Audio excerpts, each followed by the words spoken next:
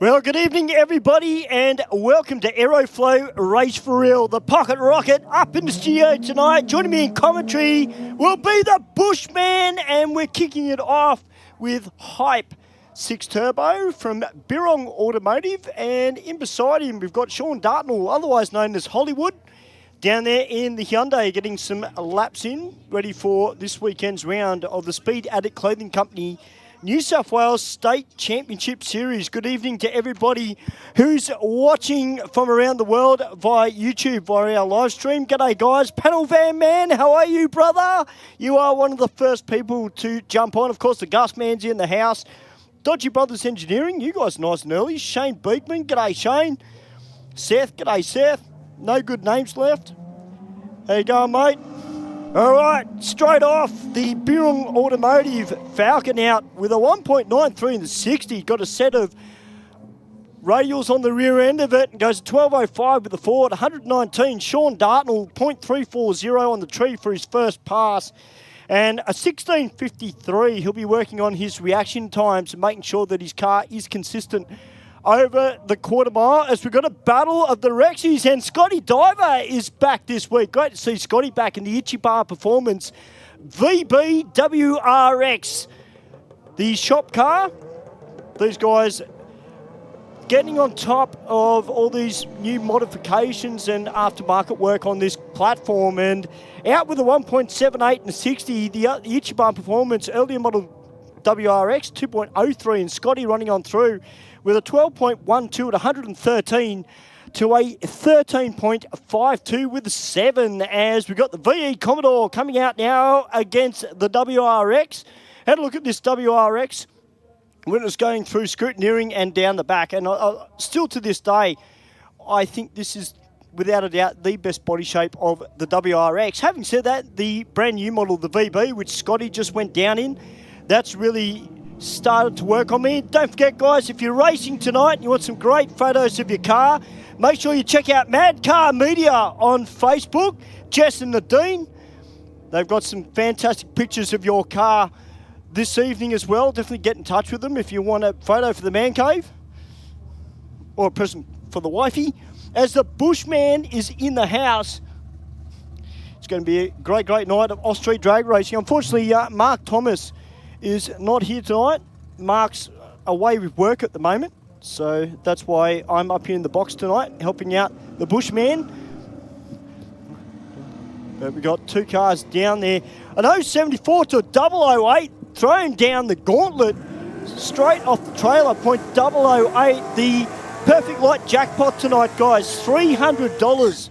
Of course, last week it went off. Simon Krieger in his Toronto got the 900 as we welcome the Bushman to the mic. What's going on, Bushman? Good evening, Stu. I'm doing very well. How are you? Mate, I'm really good. Nice and relaxed. I spent the nice day sleeping, made sure I had some energy. Your day off is usually a Wednesday, so you come here all psyched up, mate. Oh, absolutely. Speaking about getting psyched up, this driver down here in the Falcon, I had a quick chat to him as he was coming out of scrutineering, and he goes, I'm a bit nervous, and he goes out and runs a 10.57. Now, that's not nervous. Now, here's something up your alley, Steve. Yes, my friend. Yeah, 34 Coupe down there. I have noticed it's got the N written on the back window, so now running a little bit of nitrous. As raced here before at Sydney Dragway, but I can't remember exactly how quick it goes. Pretty cool little car, something a little bit different, gone flat black with the fenderless arrangement. I quite like the open wheel look about it. I think it really adds to the character of a hot to me, that is the epitome of a hot rod. It's probably a little more, I'll say, racy, I guess, because obviously with the big guards on it and everything, it's a bit more of a street rod sort of appearance. But yeah, no, I think it's the beauty of hot rodding. There's no right or wrong way to do something. It's whatever the owner wants to, or how they want to build their car and how they want to present it. This one a little bit different, all in flat black, and as I said, with the fenderless look. Both cars into full stage now, and the hot rod away just under 2 seconds to the 60 foot. Out in front of the Statesman at the moment. And right on the finish line, the Aeroflow lane will take it, Stu. 13.59 with a 108 mile an hour through the finish line. All right, we've got Troy down there, Steve, and his 1,000 horsepower Chev Camaro, the Mustang Killer, as he's got written on the bonnet. It's got a supercharged LSX in it. CMV Performance have done a fair bit of work on this car. And in beside him, we've got aspirated this beautiful looking Commodore, which has been out here the last few weeks. It has. It's been a regular racer in the last month or so. Leaving quite nicely. 150 to the 60. Troy and the Camaro getting all crossed up at the 330. Had a good look at the centre line there for a bit. I think brought it back into the centre of the lane, but out of the throttle. And a 1085 with a 4 at 123 for the VH, Stu. And a 1204 for the Camaro. Yeah, great stuff there from Aspirated. Beautiful looking VH Commodore, Tom Baker down there. The R35 GTR about to take on the VF SS. Actually met a guy at work the other day who said, "Oh, you're one of the commentators, Sydney Dragway, aren't you?" I said, "Yes." And he goes, "Yeah, I took my Commodore down, did an 11-second pass." I said, nice. "Well, hopefully we'll see you back." Yes. But this SS out like a scalded cat, 1045 at 130 in the R35 GTR with a 1248 at 115. As we've got a Cortina about to take on Sean Sabello. Yeah, it's Dave Matasevic in the TD Cortina, 347 Windsor. A regular racer here in Super Street. Yeah, not a guy that you want to race in competition racing. No, not ideally, but you know, we all have our days, and Dave is very, very consistent in this car. I'm no doubt getting some practice in for the weekend. Of course, our next round of the Speed Addict Clothing Co. Track Championship. 025 on the tree for the Cortina, neck and neck with the Commodore of Sorbello there. Only 500s across the finish line. The win going to Sorbello with a 1031, a 1048 with a 9 at 128 for the Cortina in the Aeroflow lane there. Yeah, since Dave's had the work done on that car, Steve, that car's just been going gangbusters. Obviously, as we all well know, he had that engine issue, had the car rebuilt. Issues one way to put it, but yeah, got it back together, and it's just a strong street car. You know, to run 1040, and I think he drives it quite regularly as well on the road. So a pretty good little combo. Only just under 350 cubes, 347, a pretty common upgrade to a 302. Oh, we got the Power Tune Nissan GTI-R down there. This thing is a weapon, and he's taking on Joe Sabello in his Nissan, or Datsun Skyline, I should say. The supercharged 6-litre underneath the bonnet, but keep your eye on the rocket lane. This car is awesome. Radials at all 4 corners, and it is mental.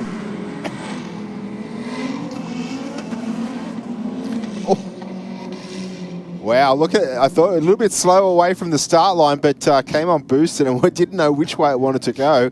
Left and a right, but 9:49 with a 1:41 for Sabello in the Aeroflow lane. And the little Nissan still 102 mile an hour at half track after all that wheel spin. I dare say probably wasn't even on the throttle at that point, Stu. No, it's a crazy car. It really is. Oh. Let's say g'day to Sika, who's tuning in from Finland. G'day, Sika. Welcome to Aeroflow Race for Real here at Sydney Dragway in Eastern Creek. We're into the bikes, and we've got a pretty good roll-up of bikes tonight as well.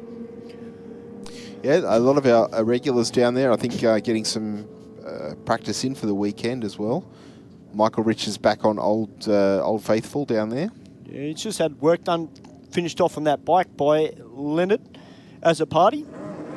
And in beside him, we've got the 1000cc Jaxa. The Michael on the 750. And of course, if you tuned in last week, you would have seen Michael had brought out his new bike, the Hayabusa, with the extended swing arm, the Outlaw bike. And, you know, for those people that weren't here last week, this particular bike, this little Jaxa 750, not that much different to ride characteristically compared to the Hayabusa. It's just, obviously, it's got a little bit more power, but from a handling point of view, not that much different. The bike beside him out with a 1.83 in the 60, and running on through with the 965 to a 1054 there for Michael. Just seemed like a little bit of a feeling out pass, Steve. Yeah, I think the the bike not leaving the start line quite as cleanly as Michael would have liked it to there, and that's probably resulted in a little bit of a slower time.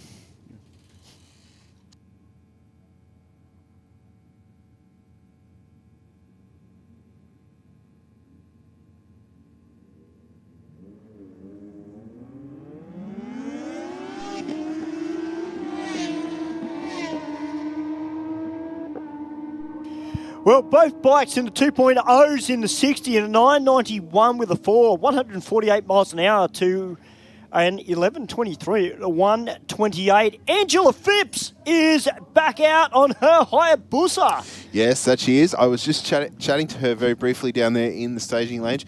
Swapped the air shifter off the other bike onto this one. So just checking out some things. There's a little bit of she said it was a little bit of an older style air shifter. So just not 100% sure what it's going to do on this bike and how it'll react with the fuel system on it and how it actually cuts. I think she said it was a fuel cut rather than ignition. So, but an 014 on the tree, definitely nothing wrong with the reaction time. 11.45 with a 9, 133 miles an hour. Great run there. The good thing is at the moment too, everybody's got a slight tail breeze behind them as well as we are back into our next round. And we got Sean Dartnell, otherwise known as Hollywood, down there in his Hyundai, taking on the first timer, the P-plater down there in his Hyundai i30 sedan.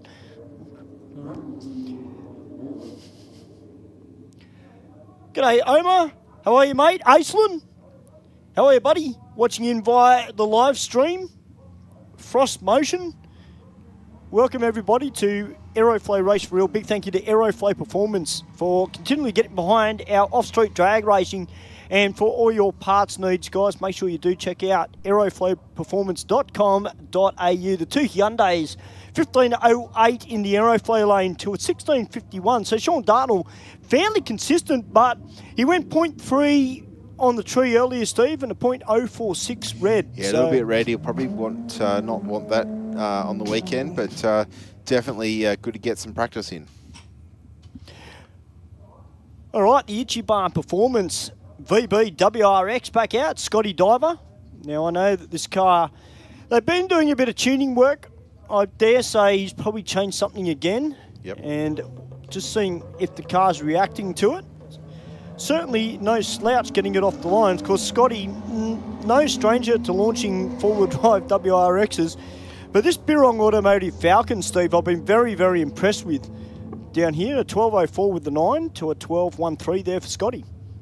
It did look like the Falcon was reeling him in just a little bit towards the top end, but the Subaru launching an all-wheel drive car is definitely an art. It's not quite as straightforward as just step off the clutch and fingers crossed. There's, we see time and time again many races break transmissions and transfer cases here at Sydney Dragway, because what happens is they tend to bog on the start line, and then the engine comes off the power band, and then, well, the ideal, I'll say power band, but the ideal RPM to stay producing horsepower, and then it takes a little bit to catch that back up. So if you can slide the clutch, A, you don't damage your drivetrain, and B, you keep the engine at its optimum RPM. Now, I think this Subaru was racing last week, from memory, running like 130 mile an hour, if it's the same one.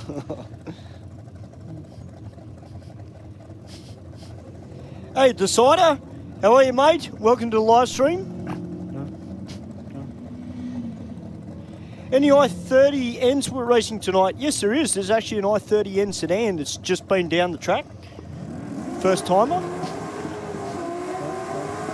A 1385 for the Rexy to a 1427. And it's got this beautiful Falcon that's got slicks on the rear end of it. Makes all the right noises, whether it's idling or on song.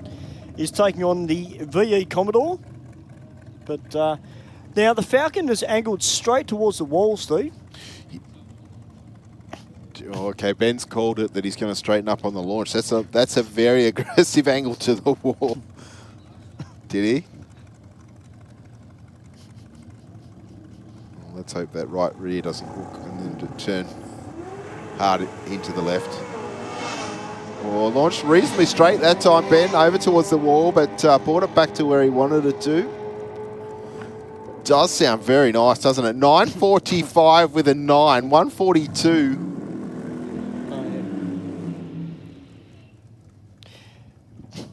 9.45, 142 mile an hour. Went 1.4 to the 60, 115 to half track. And wow. Yeah, that was hauling the mail. Yeah, sorry, Omar, you're right, mate. It was the standard I-30. And, of course, if you do drive a KTM spec vehicle and you want to do some modifications to it, make sure you check out Cherry Tuning up at Hornsby. Tristan and the team. I went to their workshop the other week and they've got some great cars in there, customer cars that they're working on. I actually met a guy who was racing superbikes on the weekend. He actually had his Hyundai there that had work done by Cherry Tuning.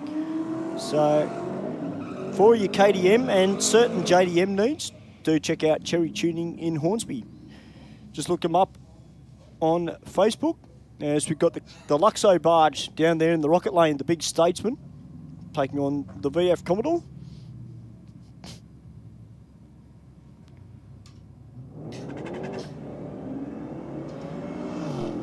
Yeah, the Commodore with a little bit of fighting for traction on the start line, but got it hooked up and on a mission. 10.67 with a 5, Stu, 130 mile an hour through the top end. And a 13.03 for the Statesman at 107. So just keeping in mind that 100 mile an hour is 160 kilometres an hour. And I think about 130 would be probably 210 or 215, something like that. Wow. Well, it's great to see Lionel Walker back in the Group N Appendix J Jaguar, the Mark II. Actually, we've seen him out here a few times of late, haven't we? Yeah, no, he did very well. He was out here a few weeks ago, and unfortunately the wet stuff came, and he only got 1 or 2 passes, but was ran a 15, and you know, if he kept going, there would have been 14 in it. But it's great to see a circuit car actually out here having a crack on the quarter mile.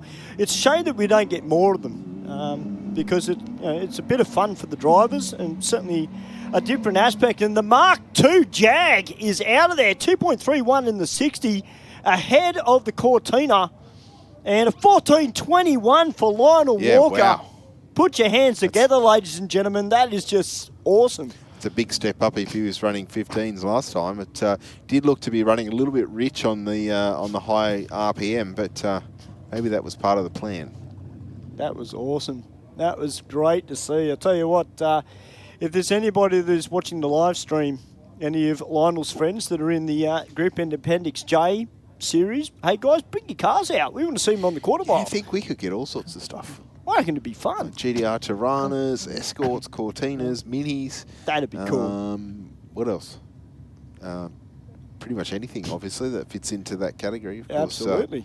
As you say, a different challenge, a different type of racing, of course, as opposed to circuit racing.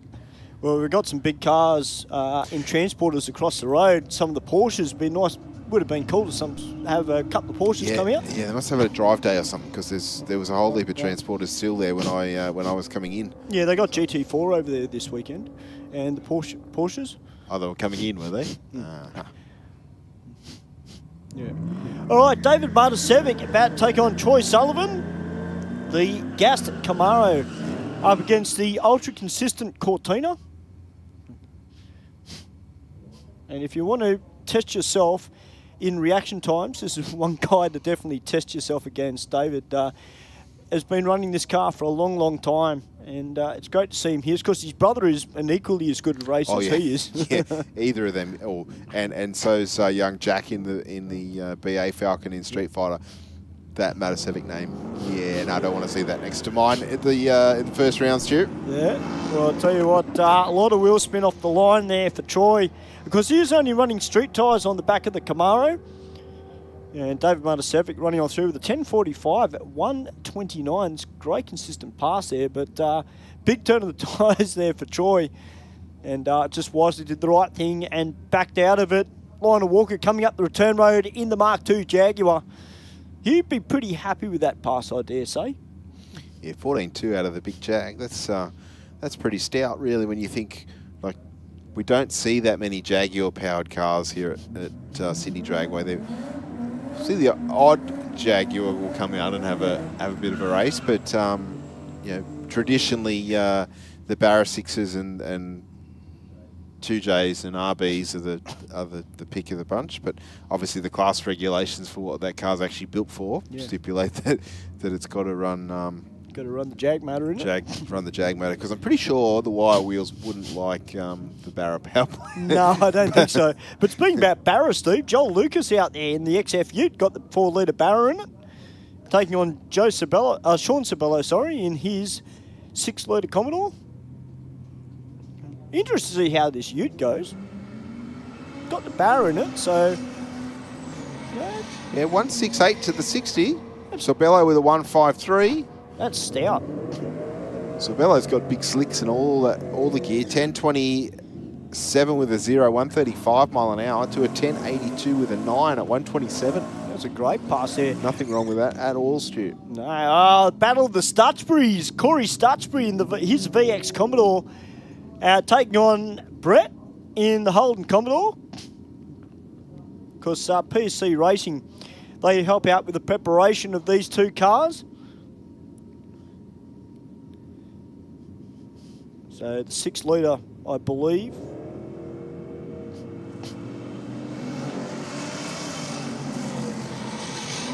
One 156 to the 60 for the Rocket Lane.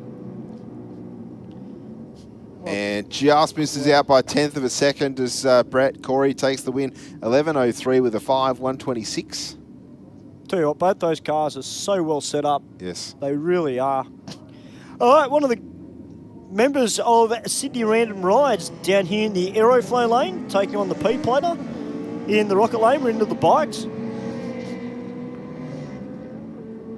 We love our bikes. Speaking about bikes, apparently the last bike night we had, which was supported by Sydney Random Rides, they had a wicked turnout for that. We had an absolutely unreal turnout.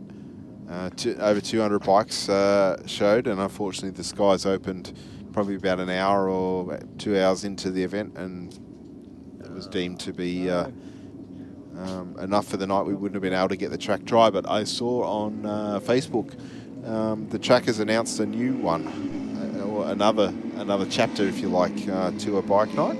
Oh, that's what we want to hear. I think it was sometime in December. I'll see if I can find it a little bit later on. Yeah. All right, Wally Hoster is down here now in the Rocket Lane. Of course, sponsored by BC Performance. They're a motorcycle workshop at North Parramatta, right near Parramatta Vehicle Services, who are well known for their 86s and Subarus. And Wally got one of the fastest street bikes in New South Wales, if not Australia. Yeah, dips into the 8s pretty regularly. 071 on the tree, on the red side.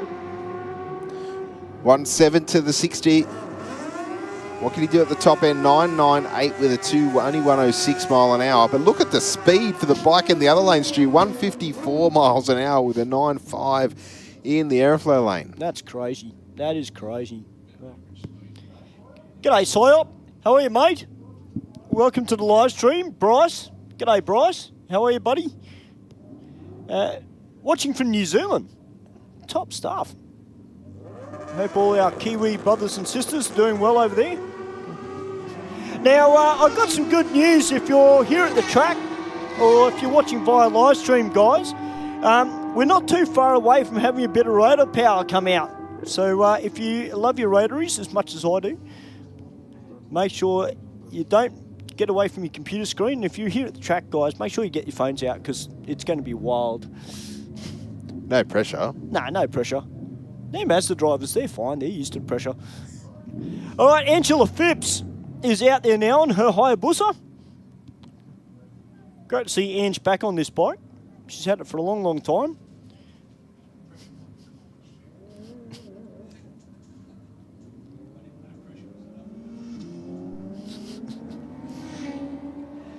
I said hello to you, panel van man. I said to you earlier on tonight, but how are you, buddy? And a 12.30, 136 mile an hour there for Angela. A little bit uneasy on the start line on that one. Yeah, she's a big, heavy bike, that Hayabusa, because it is still very much a stock standard street height bike as well. So no extended swing arm on that bike. As we've got a very tough sounding Falcon down here in the Aeroflow lane.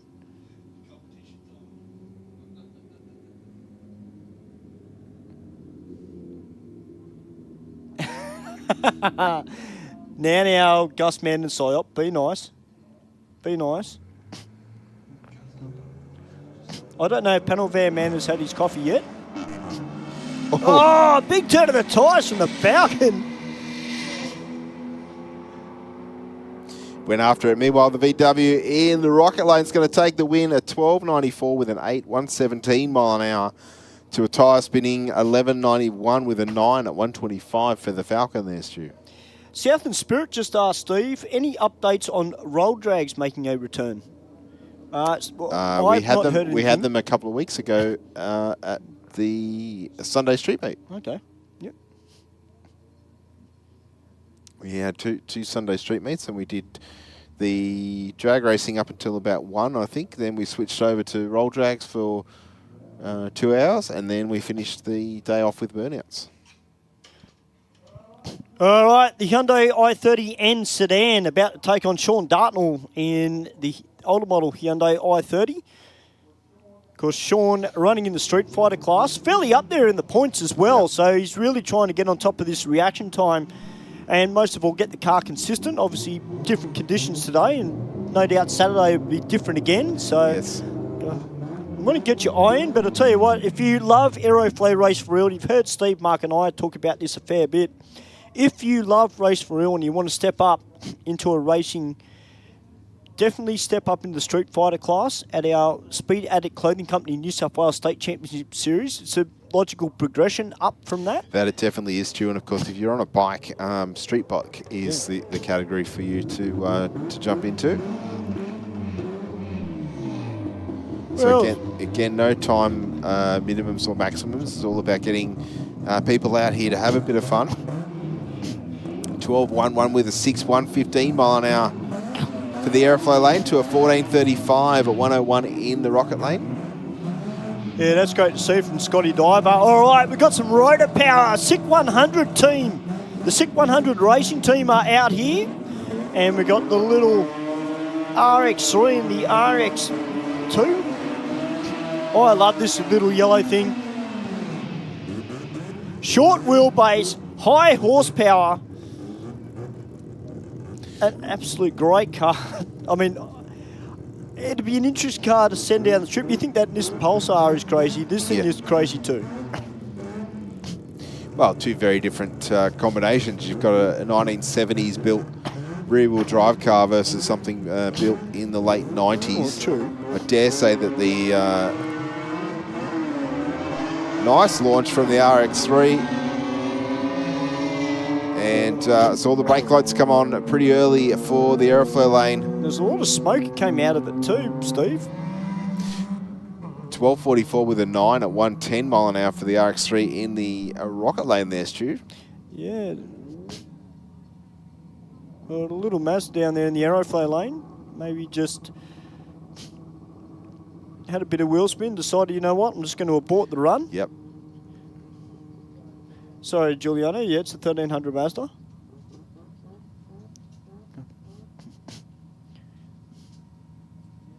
But yeah, no, it is a crazy car. It's great to see the guys from SIC 100 Racing out here tonight as part of Aeroflow Race for Real.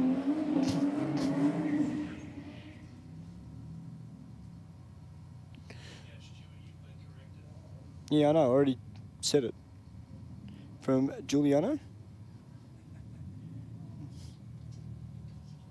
Strong burnout from the XF Falcon down there on the start line. Taking on, I don't know if it's an XD or XE, I can't see from here. I can barely see the start line right now. Yeah, I can barely see what it is either. Actually, we've been very fortunate to have a lot of these XE, XF, XD Falcons making their way out. And 11.19, Andy was off it as well. So a lot more left in that car. We've got Lagan coming out now, the XR6 Turbo. taking on the little, what looks like a little Toyota Corolla. It is, little KE55.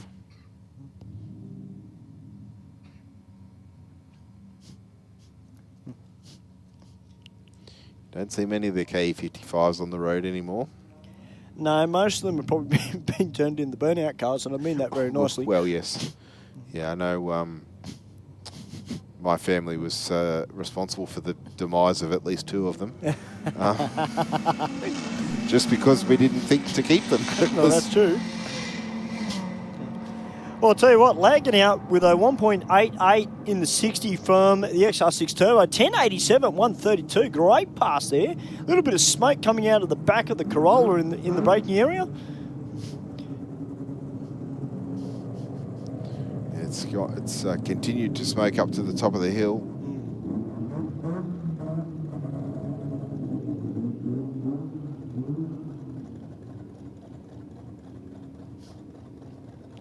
And around the top end, so let's hope there's...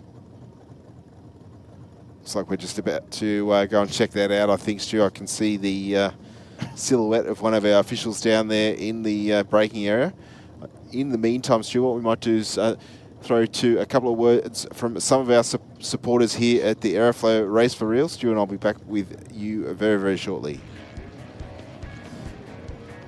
I've chosen to use VP Racing Fuel since I was a teenager racing motocross, which was 21 years ago now.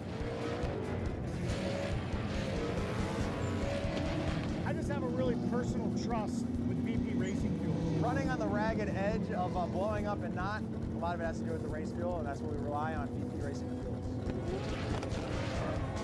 VP has been making racing fuel for 43 years.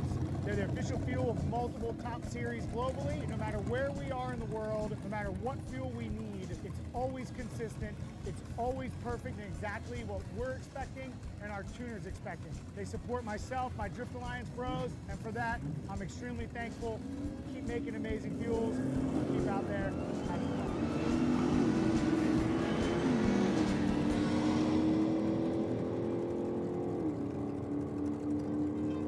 Aeroflow, famous for our massive range of hose, fittings and performance products. Air filters, oil filters, fittings, engine and transmission parts, fuel systems, tanks, silicone hose, exhaust, air conditioning, turbo and nitrous accessories and more. Get your free catalogue and shop online now at aeroflowperformance.com.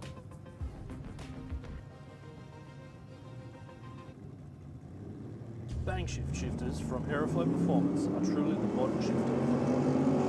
Featuring a full bespoke case, all shifters are designed for riding LED and gear position indicator. Available in either ratchet or gated options, as well as OEM replacement shifters for popular Holden and Ford models.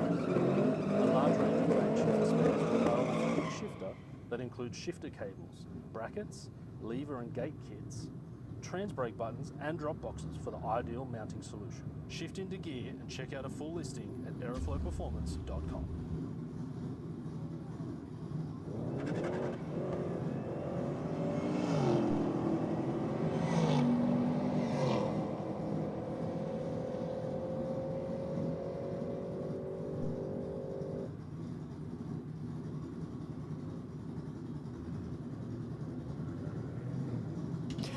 Well, welcome back to Aeroflow Race for Real here at Sydney Dragway. We've got the Audi wagon about to take on RS5. Both these guys regulars here at Aeroflow Race for Real, flying the flag for the Audis.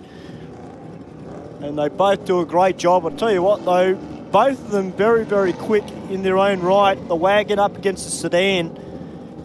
The sedan probably a little bit better over the quarter mile, but only marginally, an 11.04 at 123 to an 11.20 at 126. As we've got the VZ Commodore up against the VE.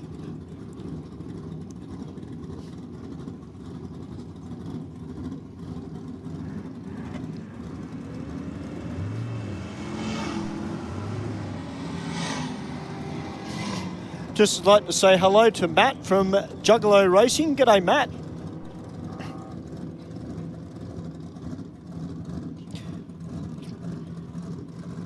Fish was just saying, I use VP racing in my car with parts from Aeroflow. My car is now a supercar. That's great to hear, Fish. Because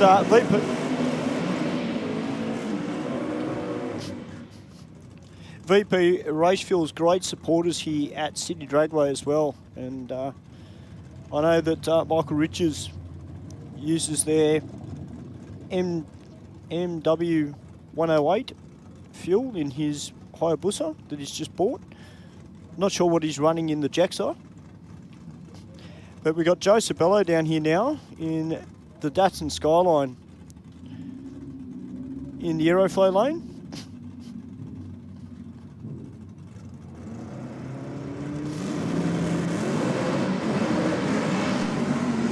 And the Falcon just blazing the tyres pretty hard on the start line there, Stu.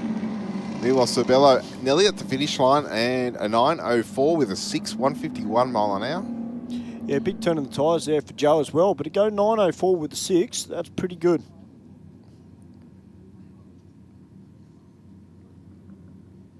Yeah, definitely an unrepresentative pass for the Falcon that was in the rocket lane that time around. Got Joel Lucas back out now in his XF Ute with the 4-litre Barra, and he's going to be taking on the little Nissan Pulsar from Power Tune Australia. Radials at all 4 corners and running nitrous as well. This car's been around for a number of years now. Still a very unpredictable and quick car. When it hooks up, it goes. And you know, Steve, you and I have been very lucky not only to see this car here at Sydney Dragway, but we've also seen it across the road as well. Yeah, I think you know, in certain elements it performs a little bit better than others, but great to see the driver out here giving the quarter mile a crack here tonight. And again, the car very loose and across the centre line. Unfortunately, there's no traction in the middle there. You can see there's virtually no prep. The car left pointing that direction, and that's pretty much where it went. But a 10.82 with the 0, 127 mile an hour for the Ute there in the Aeroflow lane, Stu. Yeah, it was a great pass there. It's good to see another name pop up, especially a car that I haven't seen before. All right, we're getting back into the bikes. And we've got one of the members of Sydney Random Riders down here in the Aeroflow lane.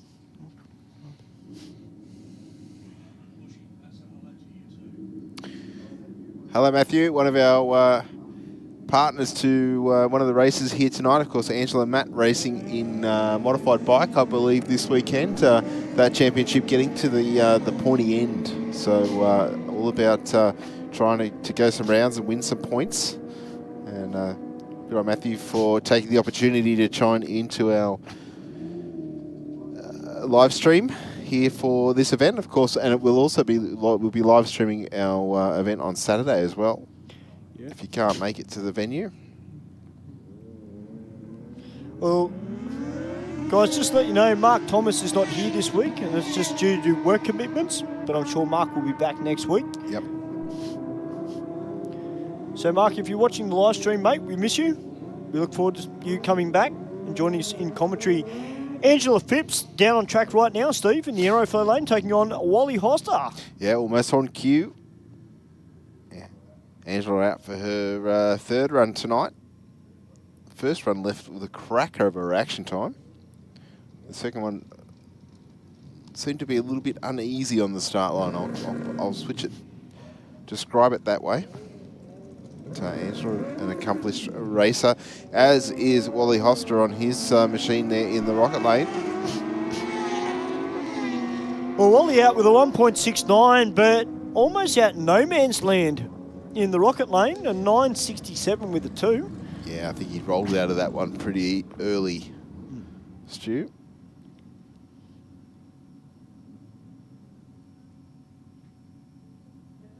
Yeah, Zach, I'm not quite sure if there are burnouts tonight. I haven't heard anything. That's not to say that we don't. I just have not heard, so I won't find out probably till later on in the night if we've got burnouts.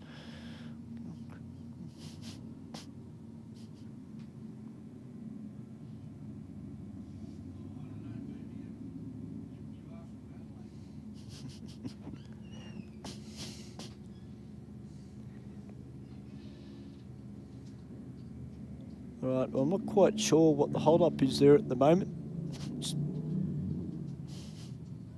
There's no flashing red lights. I can't see any officials on the racetrack.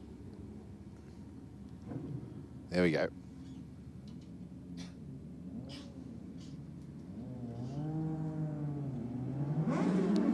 .083 on the tree for the Rocket Lane, and a 10th behind in the Aeroflow lane. The bikes are locked together though, and the Aeroflow lane will take the win by 0.2 of a second. 11.48 with a 2 to an 11.60 in the Rocket lane. All right, we've got this Suzuki down here with the extended swing arm. Great looking bike, this one as well. Consistently around the 9.5, 9.6 mark. Probably would like to go down into the 9.0s, if not the high 8s. But, you know, he's just going to get experience on the bike. But he's stepping in the right direction, 9.43 to 150. Yeah, I think a little bit left in that one there, Stu. A little bit of wheel spin on the hit, and then tag the limiter at the top of first gear as well. I got the P-plater down here in the Commodore. Taking on the Volkswagen SUV. You noticed a couple of these Tiguan type SUVs recently here at Sydney Dragway.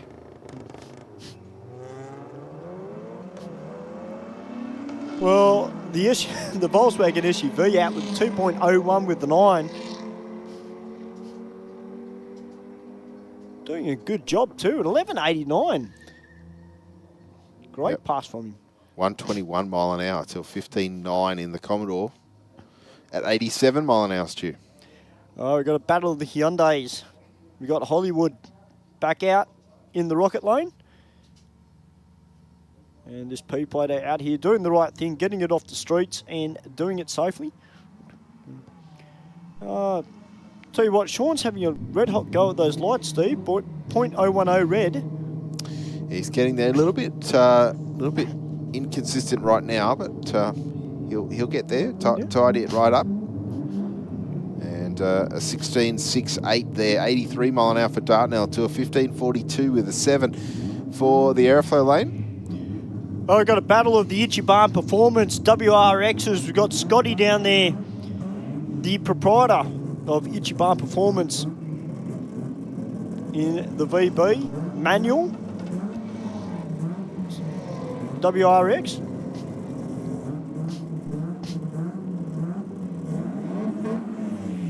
And a 12.08 with a 5 and 116. Not sure if they've done the methanol injection on that car yet. I haven't had a chance to talk to him. The Rotaries are back out. SIC 100 racing. The RX3. A little bit of attitude in the burnout. That's what we'd like to see. Yeah, plenty of smoke as well. Plenty of RPM from both races there, Stu. Hey, Fish, be nice, mate. I don't know if South Australia is the mullet capital of the world. I mean, if you've been here to Sydney Dragway for a burnout event, you'll see some wicked mullets. I was going to say, I reckon certain parts of Sydney would certainly challenge that.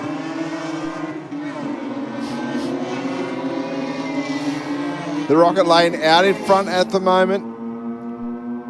And it looks like one of those cars went quiet around half track again. I think the little 1300 out of the throttle, bit past half track on that run there, Stu. Yeah. 12.61 with a 3, 109 mile an hour in the Rocket Lane. G'day, Jessica. How are you? Jessica, I've got your message as well. Steve and I would like to wish Laura a happy 16th birthday. Happy 16th birthday there, Laura. Hope you're having a fantastic evening. Absolutely. You can't go much better than tuning in to Sydney Dragway, or if you're here at the track, that's even better. You get the sights and the sounds. Hopefully one day, Laura, we might see you on the drag strip, having a crack at it yourself when you get your car. Well, that sounds like what I do just about every day of the week, Fish. Cooking up a storm.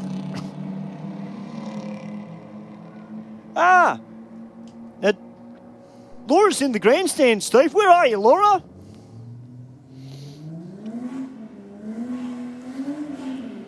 Happy birthday, 16th. Are you going to go sing? No, I'm not going to go sing to Laura tonight. I've got a job to do up here. So, no, there'll be no singing happy birthday to Laura tonight.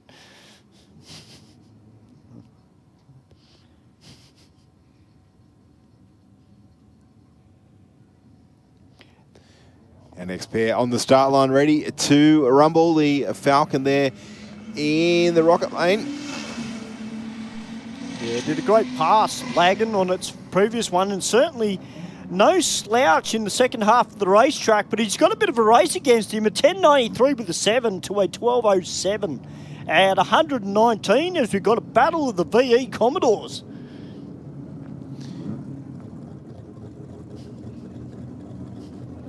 G'day, Aaron.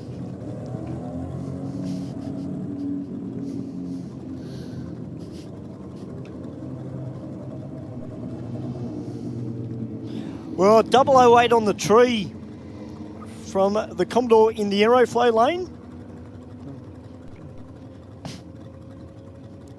Of course, if you just joined us, ladies and gentlemen, the jackpot is $300 tonight for the first person to crack a 000.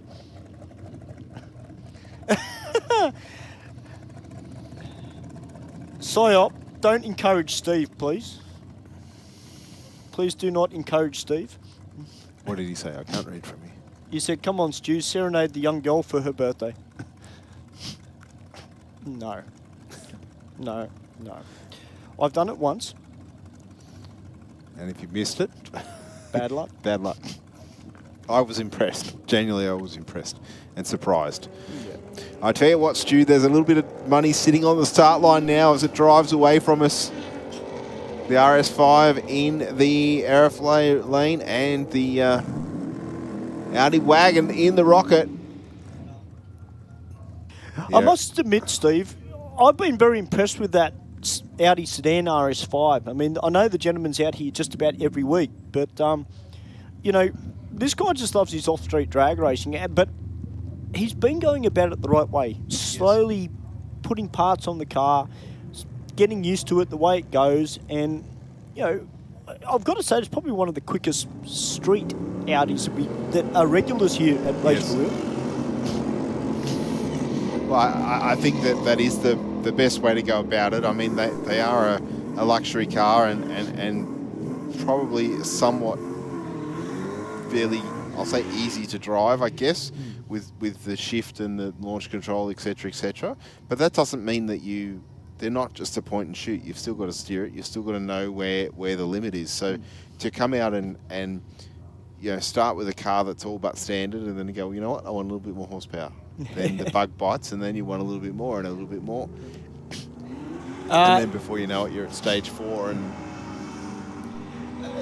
Jessica, I'm happy for you to get Laura to stand up, by all means. That's fine. I'm happy for you to do that.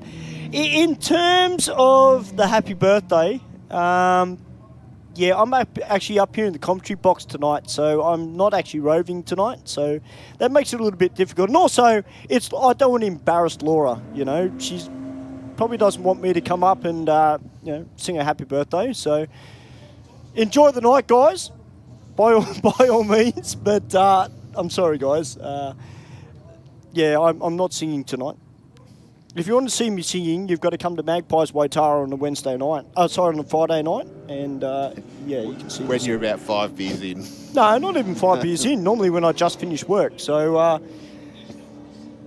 yeah, I don't need beers to start singing. Don't worry about that. But, yeah, no, if you want to see me sing, you've got to come to Magpies Waitara.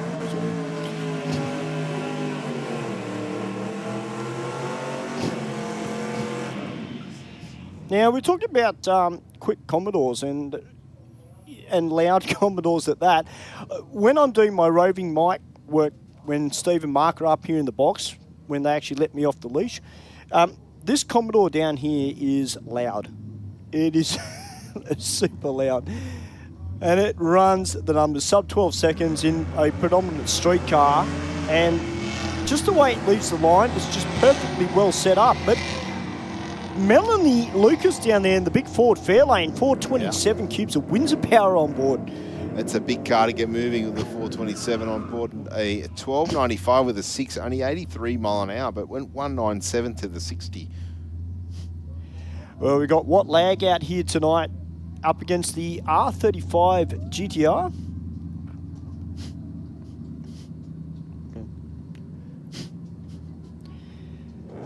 Jess from Mad Car Media about to get some wicked photos of What Lag.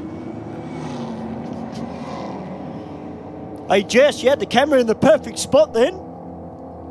And look at that, straight through 11.08 with a 2 at 134 Look to a at this. 12.24.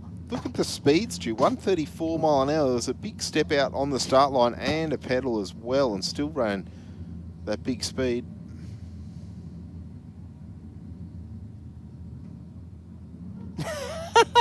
Thank you very much, Ben. I really appreciate you, mate. Thank you.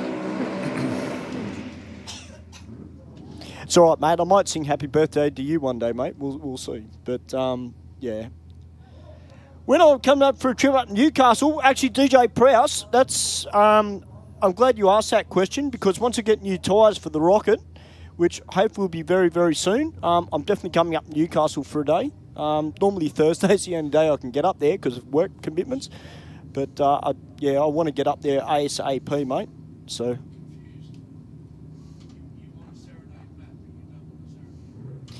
Yeah, but if I serenade Matt, it'll get him super embarrassed, you know. Oh, the VP Commodore off the start. That's Trent Smith. Yeah, Trent Smith driving this one. Moved around a little bit at half track. Got back into the throttle, 10.14 with a 9, 137 miles an hour. And Sean Sabello in the rocket lane there, a 10.35 with a 2, 134 mile an hour.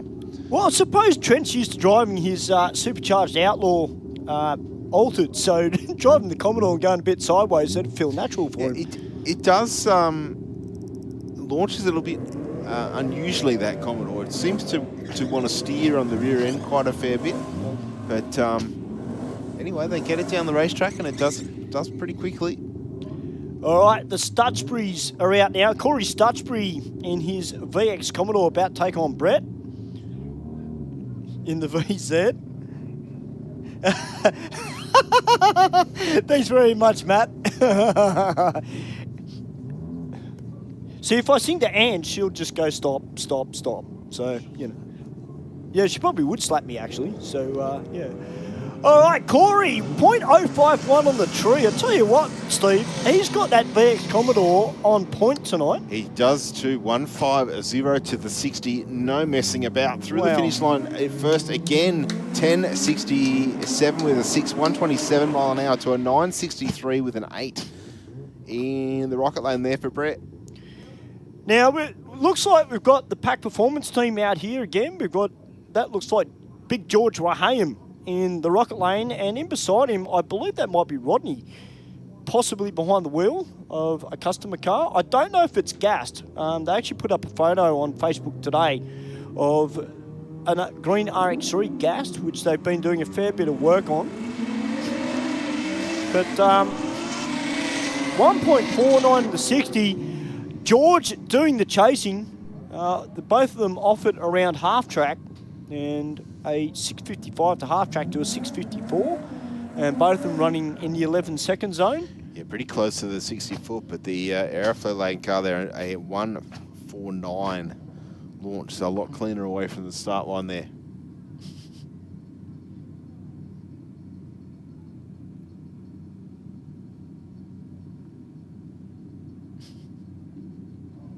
Oh, Soyop.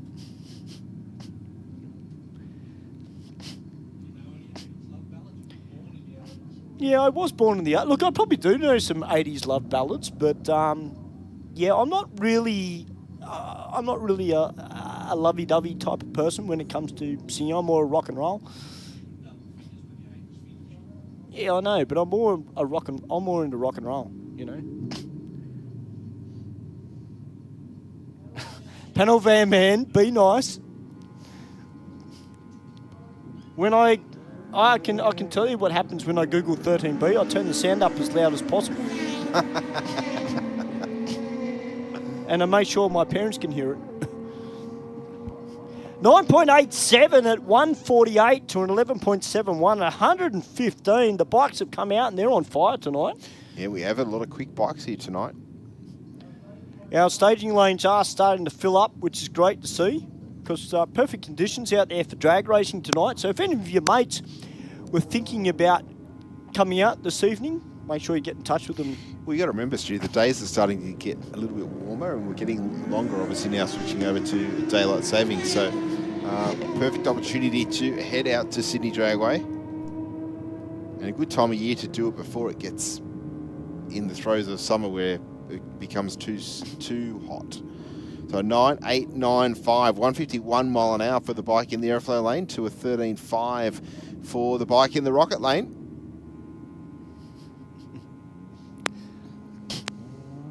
All right, two distinctly different styles of motorcycle down the Aeroflow lane, but both of them in the 2.0s in the 60.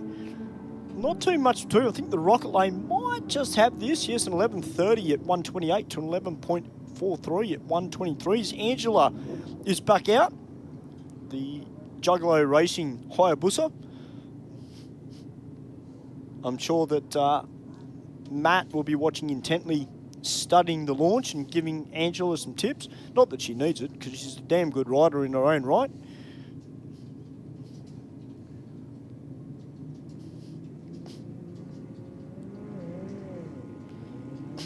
Went after the light that time around there for Angela. 159 on the tree to an 072 for the rider in the Rocket lane. Ange sitting up this time around.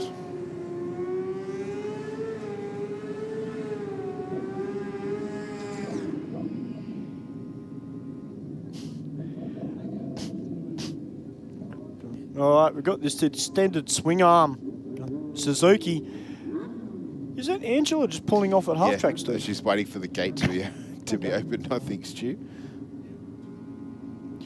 The old Junior Dragway Expressway, as we affectionately call it. Yeah, no, she sat up pretty early on in the pass there, so I hope everything's A-OK. As I said, was trying an air shifter on that bike here tonight.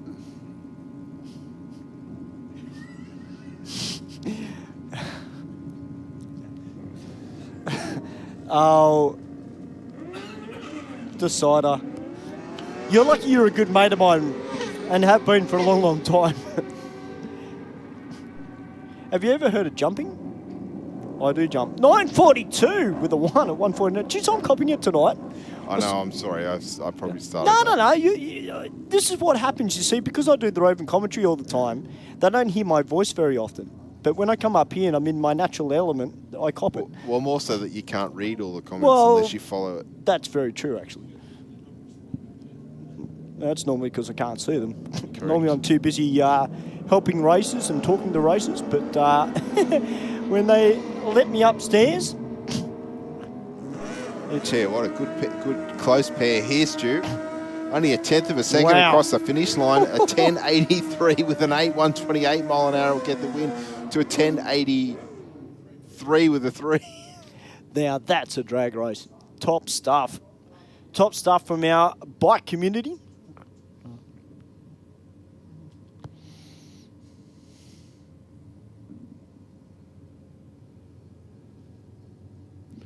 Our next pair rolling up to the start line.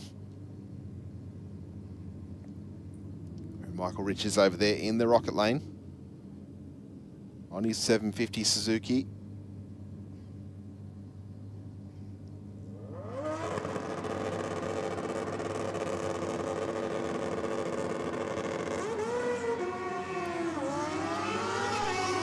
.023 on the tree for Michael this time around. Was on the limiter well before he was even into stage. And a 9.95 with a 0, 138 mile an hour pass for him that time around to a 12.44 with a 9, Stu. Yeah, it's a little bit more like it for Michael. He's also not running the nitrous on this bike. And he did say that next season, his dad is actually going to be racing that bike at the street meets, and he'll concentrate on the outlaw bike. Yep. Now, this looks a little bit like Eloise Bate. I just send her a message because Eloise is a friend of mine from the Northern Beaches, also one of the members of Sydney Random Rides. And if that is Eloise down there, running on through with 1374. The bike looks very similar to hers. As we're back into the cars, and we've got the Commodore taking on the Falcon.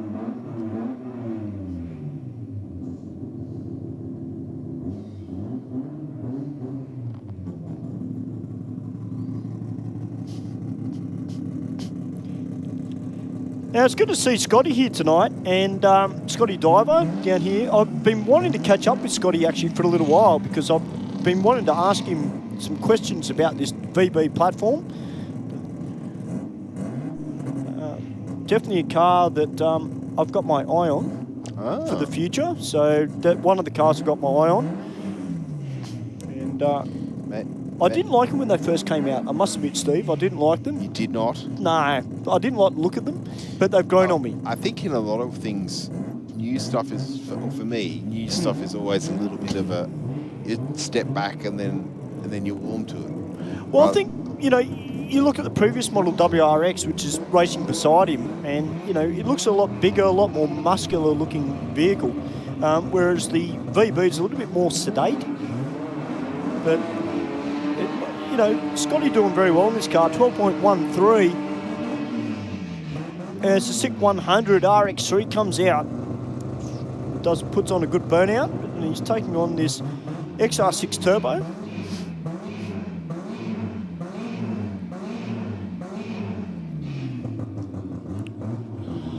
Gotta love the sound of a rotary.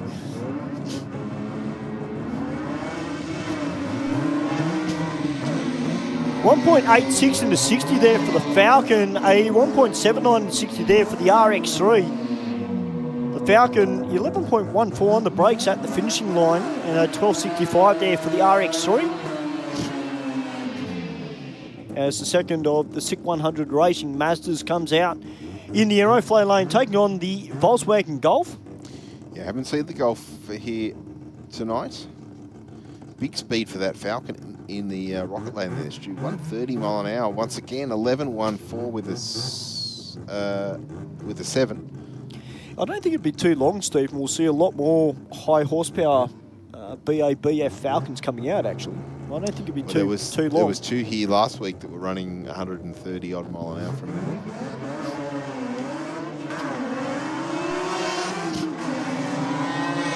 Well, the little 1300 Mazda doing a great job against the Volkswagen. The Volkswagen got the jump, but the little Mazda running on through an 11.52 at 119 to a 13.42 there for the Volkswagen. As we've got another SUV, looks like a is it Volkswagen? I think it is a Volkswagen. Looks like it from up here, the back of it. Yeah, that's a Tiguan, I think. Yeah. Taking on the P-plater down here, the first timer. And we welcome all our P-plate drivers here to Aeroflow Race for Real, doing it the right way, getting it off the street, doing it safely and having a hell of a lot of fun doing it as well.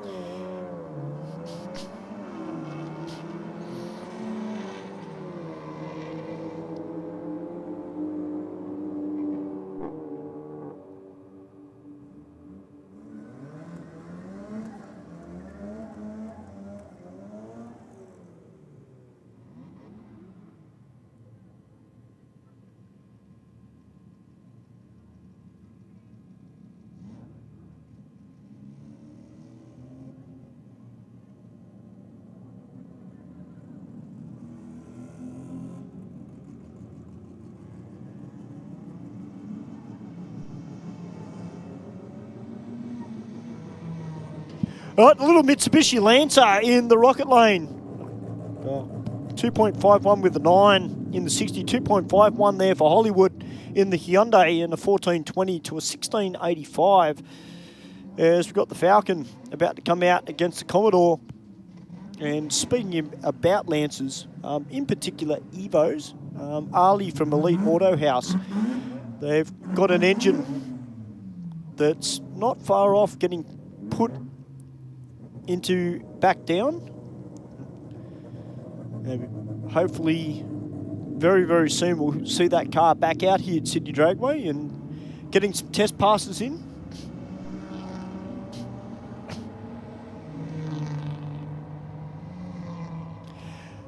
Well, guys, if you're feeling hungry, guys, don't forget we've got the Top Fuel Cafe open down in the pits.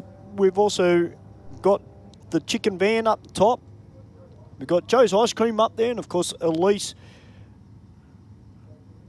Denise up there as well with her donuts and coffee. Mel and Denise, thank you guys. Your coffee is the best.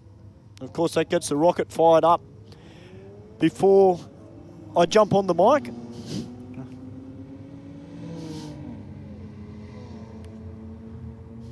There's the big SUV down there in the rocket lane. Goes 2.18 in the 60. The Commodore with a 15.11 as RS5 comes out now against FDL. The Audi wagon. Tell you what, just the way that car sits, the stance of it just looks tough. And if you're an Audi fan, you do not want to miss. Oh, he's rolled the beams.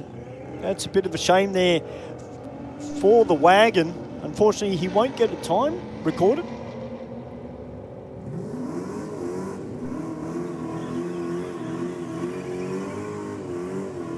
We're at 11.00 with a 1 there for RS5 as the old Holden does a great burn out there, and we've got the VNVP wagon. Good to see some more long roofs as well making their way out here to Sydney Dragway as part of Aeroflow Race for Real, because we see a lot of them on the burnout pad.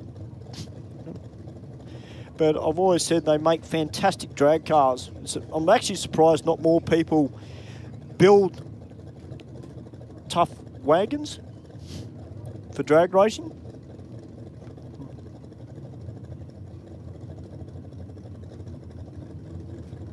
All right, this Holden down here meant business in the burnout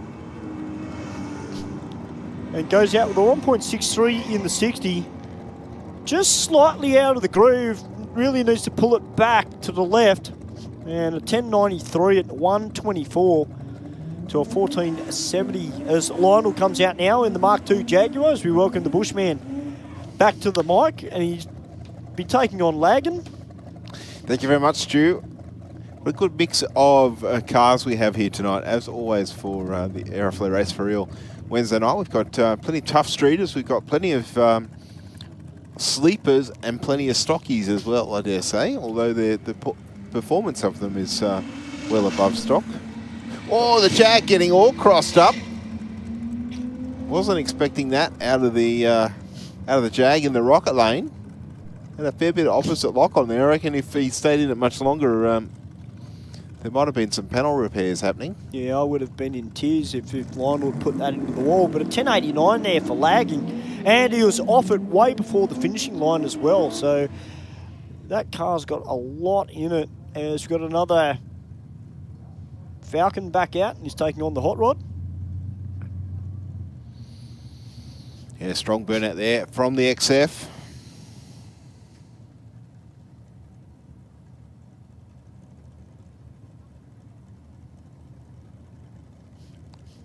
The 34 coupe over there in the rocket lane. 190 to the 60 for the coupe on this run. Out in front, the Barra powered XF on the brakes at half track, and still will run through for 10.95 for 76 mile an hour. The hot rod 11.87 with a 3, 116 mile an hour through the top end. That was a great pass there from the hot rod. Tom Baker out now in the VH Commodore's got 357 cubes of Holden power on board. Of course, the car known as Aspirated. And just like to say g'day Dingus. G'day Dingus. How are you, mate? Big Bag, am I allowed to race with the caravan on the back? No. Yeah, that would be negative. No. Maybe at the Speedway, but not here. Yeah. All right, let's see what Tom can do. This is a Super Street designated Commodore, but this Commodore that's beside him has been running super consistent all night sub 12 seconds, around the 11.9s, but aspirated out. This is good pass, 10.82 at 124 to a 12.33, just down a little bit in the Commodore. But nevertheless, a nice straight pass there. I was going to say we could have that as a theme night if you really wanted to. Yeah, No? that would be interesting, wouldn't it? In a word. Well, I mean, if you're going to have a caravan go down, you've got to put a nickname on the back of it so us commentators can actually call it some funny names. Yeah, that's right. Yeah, and your CB call out, you mean? Is that what you're referring to? Yeah, exactly. So, if you've got a caravan called Daisy, we could say, here goes Daisy. 10.54 with a 7 for the Trackhawk in the rocket lane there. Nice pass. All right, David Martisevic out now in the Cortina, the 347 cubed Windsor on board, taking on the Mercedes.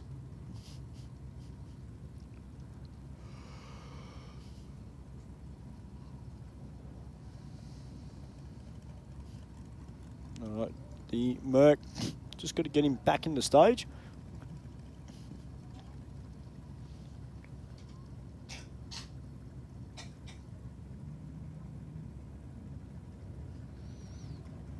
Matasevic over there waiting patiently in the rocket lane.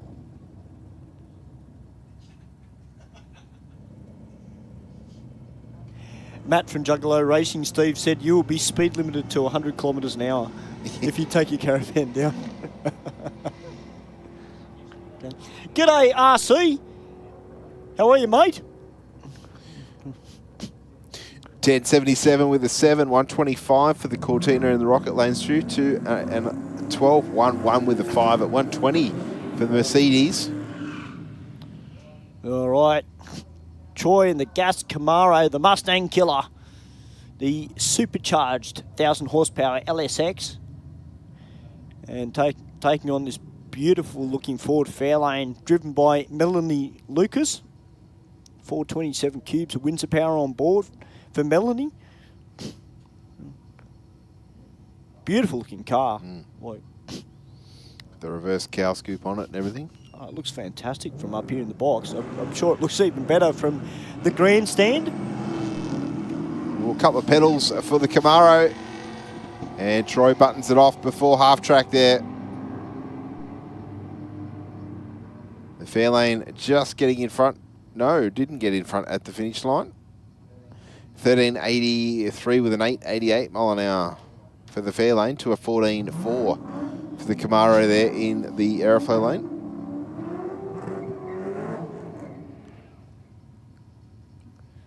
Oh, a nice sounding VF Commodore down here in the Aeroflow lane, about to take on the R35 GTR.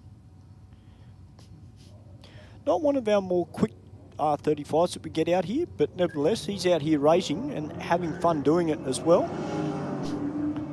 But the Commodore out with the 1.84 and 60. Yeah, that's definitely going to be motoring at the top end. It sounds very, very nice on our track bikes. 131 miles an hour.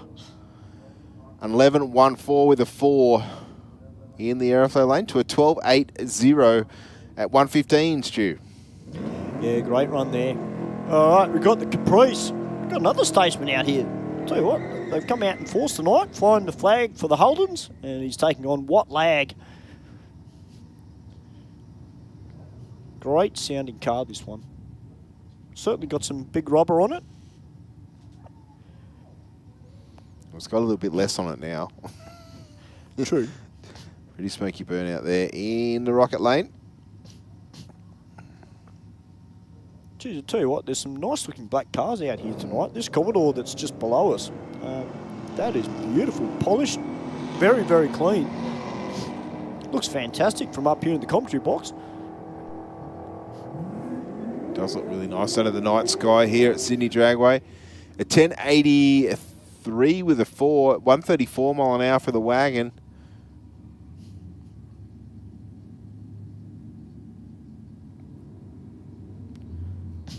Well, the VX Commodore with the big, looks like the big silver Simmons on it, taking on the VR or VS Commodore Ute. Reminds you of my brother's Ute up in Port Macquarie.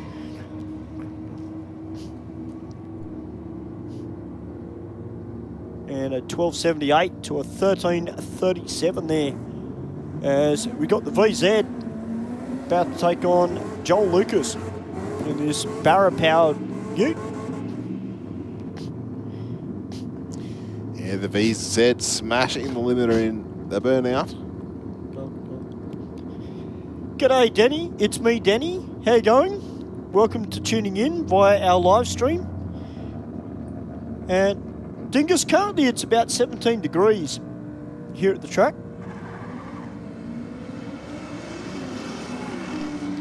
And Joel Lucas away nicely with a little bit of wheel spin on the hit, but 189 to the 60. Definitely get there first. 11.13 with an 127 mile an hour through the top end.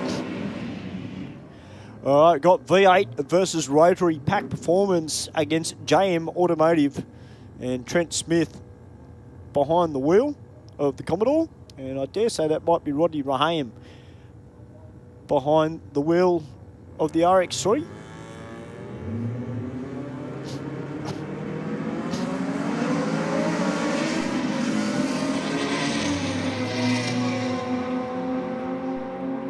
What's a better pass there from both vehicles? 10.22 to a 9.28 there for the green RX3. Great run there from Trent too. 10.22 at 1.36.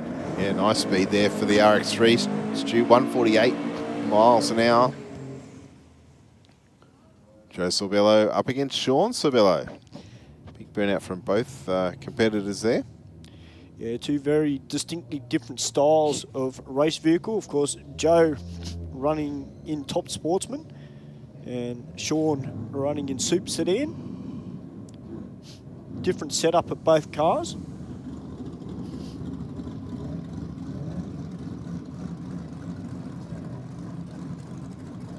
G'day, Graham. Welcome to the live stream, mate. Watching from Dublin in Ireland. Oh, wow. Well, an 0.32 on the tree there from Joe Sabello, 1.37 in the 60. Oh, 8.92, that's where he wants to be. Yes, yeah, 155 mile an hour as well. And Sean, a 10.43 with an 133 mile an hour. All right, big Georgie Raham in the Pack New Zealand RX3.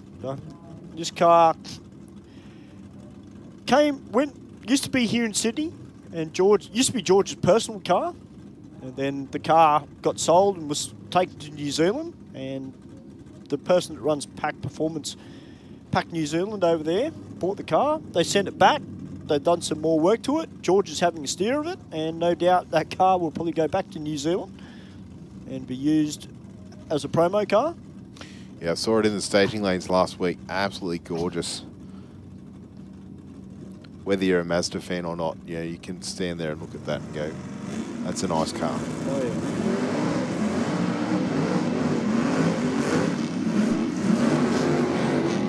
Again, the Falcon driver just blazing the tyres, this time around the 330 foot mark. Well, George out with a 1.43 and off it around half track and just rolls on through for the 10.76 with a 4 at 101. But that Falcon, don't know how much more they can back that car down, Steve, because it sounds pretty aggressive. It certainly does sound pretty aggressive. I think the little Mazda didn't sound like it was wanting to accelerate as quick as one would expect it to either. So maybe a couple of issues plaguing both of our races there, Stu. All right, back into the bikes. An 0.92 on the tree there to an 0.65. This is going to be a great race down the end of the quarter mile. Who's got it? A 9.78 with a 7 to a 9.79. Yeah, wow. 0.03 of a second across the finish line there, Stu. That's awesome. G'day, Dan. Welcome to the live stream, mate.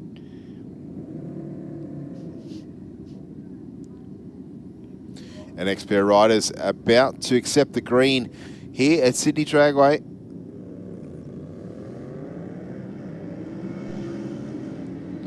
.077 reaction time for the rider in the Aeroflow lane. Looks like the Rocket lane we'll have the performance across the finish line. 11:36 with a 3, 126 mile an hour to a 15:53 in the Aeroflow lane.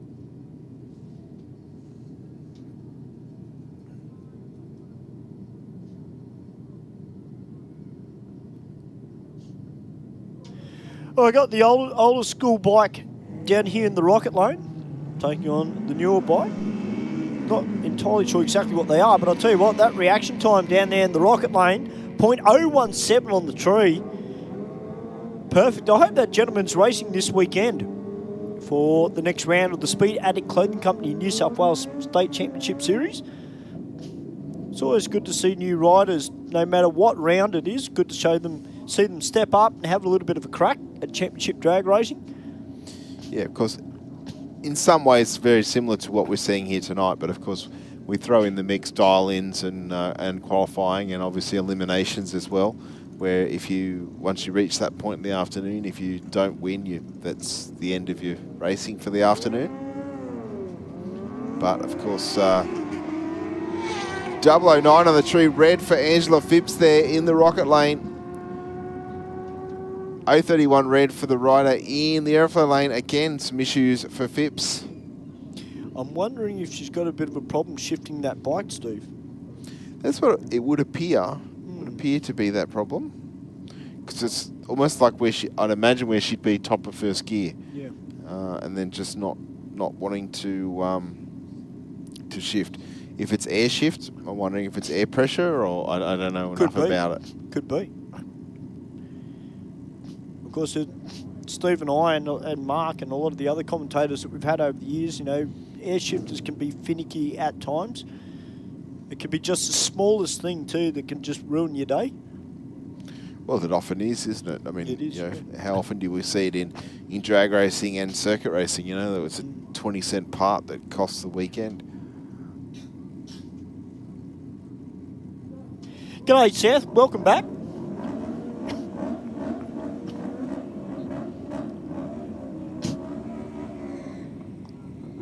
Good strong burnout there in the Rocket Lane. Yeah. Just checking it out over the shoulder. Yeah. I guess that's the problem with the helmet on. There's no sneaky look, is there? No. It stands out like the proverbial that you're having a sneaky.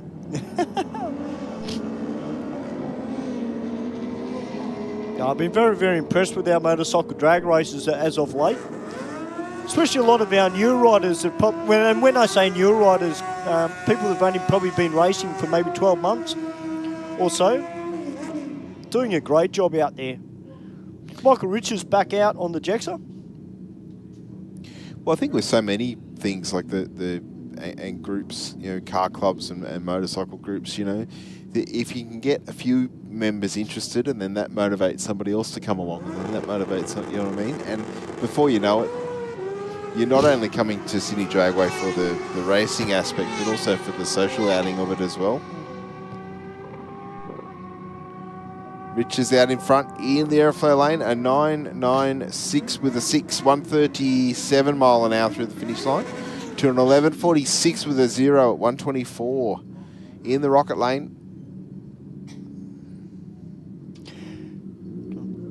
Well, Laura, who's up in the grandstand for her 16th birthday, I hope you're starting to get itchy feet. You might have to do a deal with your mum that once you get old enough and you get a car, you'll be able to come out and race.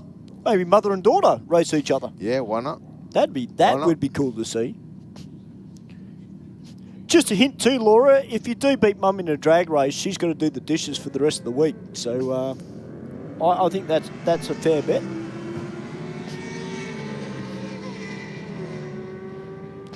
Well, it's good to have a bit of skin in the game. Absolutely. And the Rocket lane's going to take it, Stu, an 11.68 with a 4, 118 mile an hour to a 13.47 with a 6 at 100 mile an hour. All right, got this extended swing arm Jexa, and he's got the party lights on it tonight. At least we can see him when he goes down the track. That's the main thing. Correct. It's me, Denny. Who do we have in the commentary box? Well, tonight we've got Stephen Bush and myself, Stuart White, also known as the Pocket Rocket. Normally we've got Mark Thomas here. It's me, Denny, but Mark's away this week just purely because of work, but he'll be back next week. 9:30, 154 mile an hour. The rider in the rocket lane there.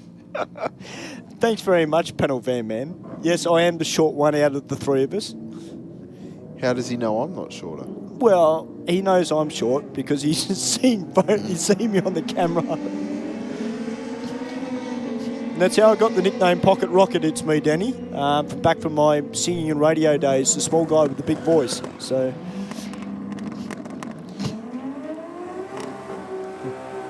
oh, here we go. Here's a car we haven't seen for a little while, Steve. The Yakuza Motorsports Crusader.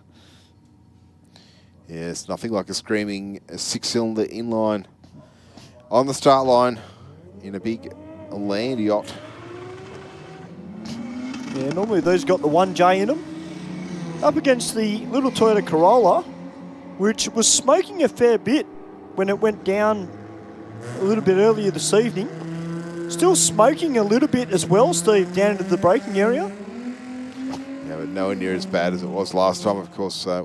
Just have to keep an eye on that because we don't want any moisture at all on the racetrack. Doesn't matter what sort of fluid it is.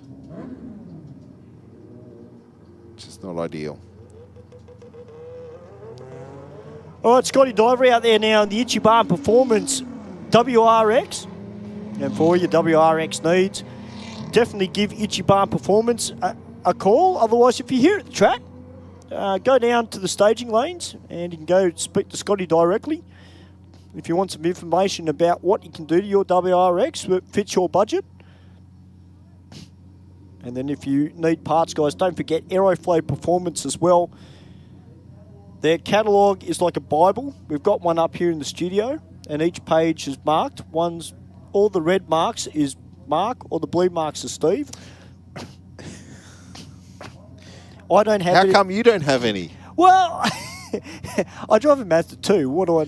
Oh, there would be something we can yeah. find for you. Come on, Stu. Yeah, that's true.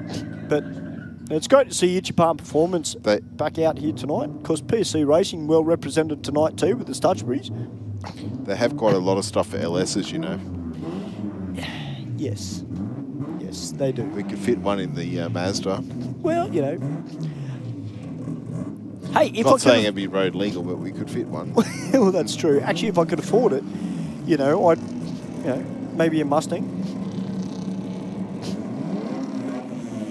You only live once, Stewie. I could go down and see Rocky Rahane from Pack Performance. Yes. And, say, hey, Rocky, what can you do to the Mazda 2, mate? Yes.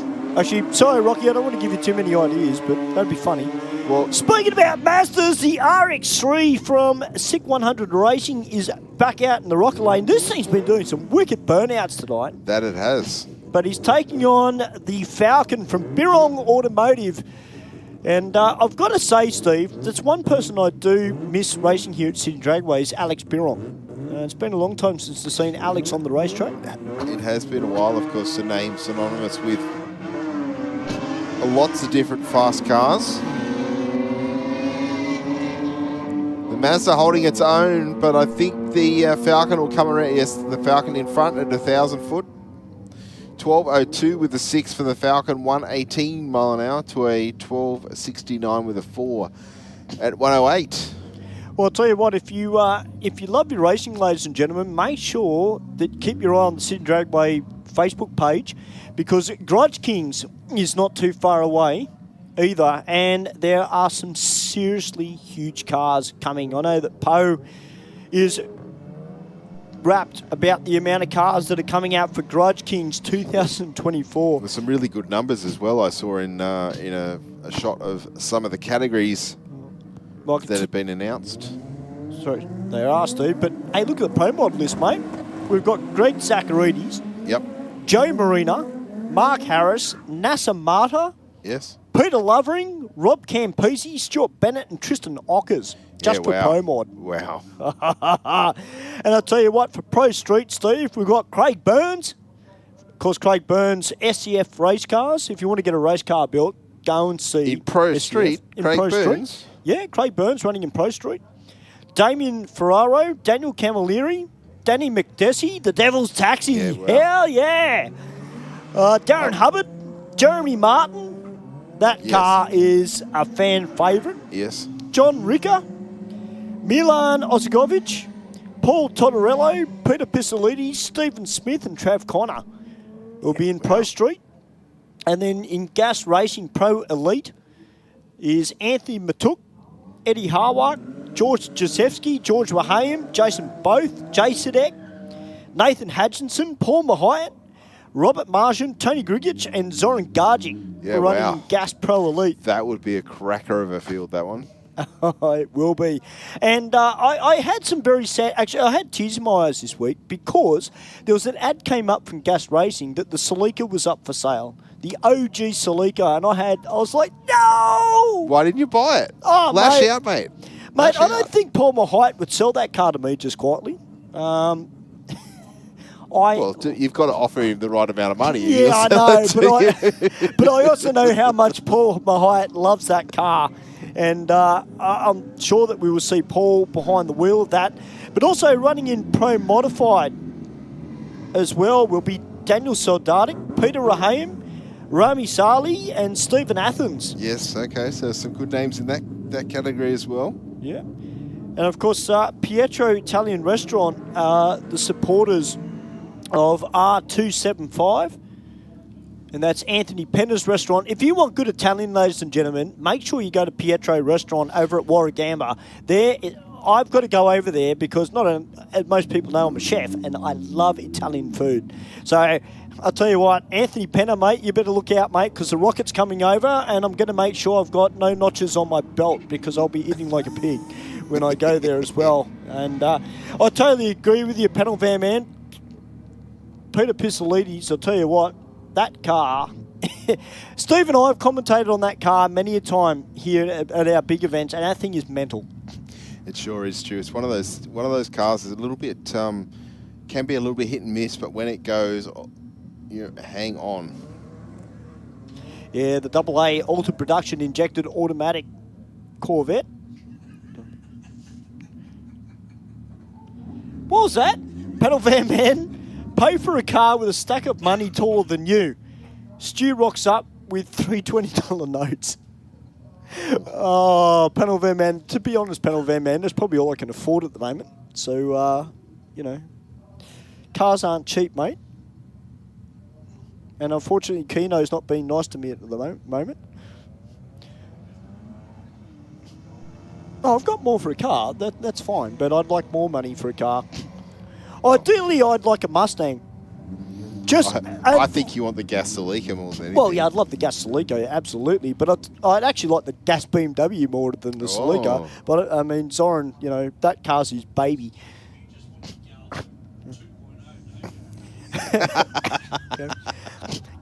No! Good call, Ben. Hey, Ben listen. from the background just said that. Hang on a second, you two. Right, before you two get started, right? Hey, I've been good. Before you two get started, and you're lucky that Mark Thomas isn't here with that comment, I've got a huge amount of respect for Paul Galvin, and I know he's a Ford lover, but I'd just like to get a Mustang for one reason. Because I'd love to park it next to Troy Sullivan's Camaro. Fair. And go, Troy, look, mate. I've got a Mustang. I've got a V8. That's the expensive way just to do that. I know, it'd be a bit of fun. He's got Mustang Killer, and then I rock up with Rocket Racing. Yes. That'd be great. It'd be fun. And, I like to have a laugh. There's no secret of the fact whether I'm commentating or just talking to people. I mean, ask Joseph Bello, he'll tell you. But and everybody that's watching via our live stream. And on a serious note, though, I do want to thank everybody that is here at the track tonight coming out to support Aeroflow Race for Real, and to all our racers and spectators. It ain't a race meet without you guys here. So on behalf of everybody that from here at Sydney Dragway, thank you very much, guys, for coming out tonight. I know it's the first week back from school. But yes, I noticed the traffic took me twice as long to get to work. 16.14 with a 7, only 200ths across the finish line in that last pair, Stu. It was very close to call. the Audi in the Aeroflow lane, taking on the old red Holden down there in the Rocket lane. Holden leaving nicely. Very similar to the 60-foot for these two cars. The Holden, slightly better reaction time. I tell you what, the Audi has kept it on us all the way down. 11.09 with a 3 at 125 will take it. Now, one thing I've noticed tonight, Steve, which we haven't had probably in the last month or so, we've got a few late model Mercedes making their way out. Yeah, we haven't had a few late model Mercs out here lately. So it's good to see the guys bring the cars out for a little bit of fun. But he's up against the VNVP wagon. And as I said earlier, Steve, look, normally you see the wagons on the burnout pad, but yes, you know, it'd be nice to see someone build a wagon with a blower out at the bonnet and bring it drag racing. We do have that, was it VX, the white one? Yeah, there is the LS powered, LSA powered one. But I'd love to see some earlier model Commodores, Oh, you know, okay. something like a mini Undertaker, Yes. you know. Oh, Steve, check this out. Old school convertible BMW down here in the Rocket lane. That's cool. Little M3. Don't see many of these on the road anymore. That is so cool. What do you reckon, Bench? You like that one? You used to drive a BMW. Tell you what, not too bad out of the hole too for an old school car. No. 2.22 in the 60, but Lagan is running on through with a 10.68 with a 7, 133 miles per hour. Wow. Definitely big speed there for the Falcon in the Rocket lane. 15.33 with a 3 for the BMW convertible. All right, we've got another Mitsubishi Lancer out here in the Rocket lane. Taking on FDL. He has got his partner in crime here tonight, Slow Wagon. No.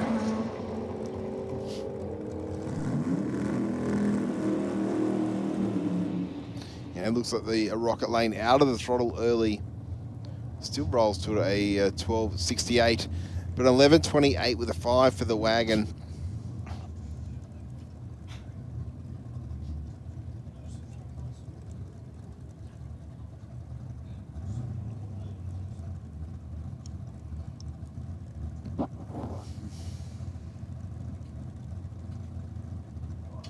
All right, got the big Chev Hot Rod taking on the Cortina.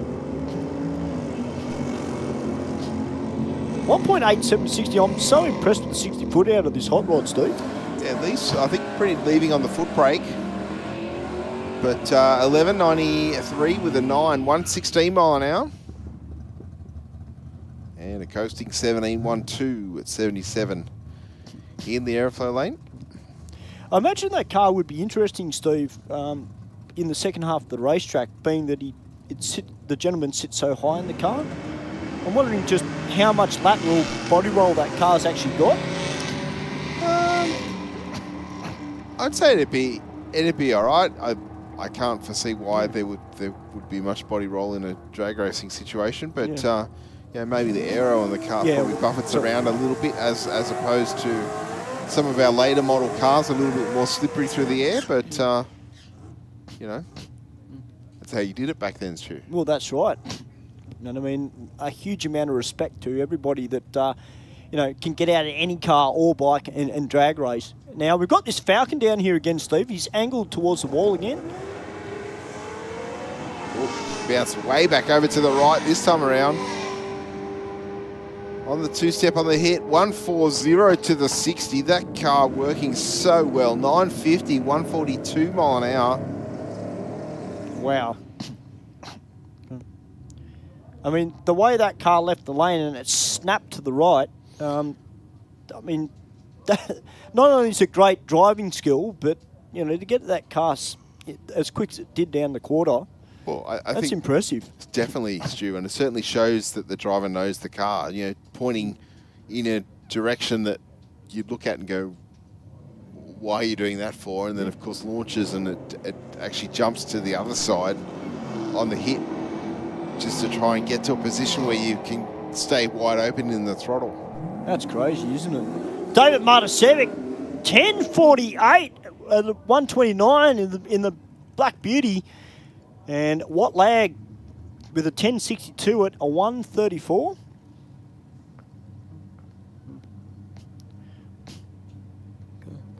Now, of course, on the weekend we had Burnout Showdown, which is brought to you by Brush and Hats.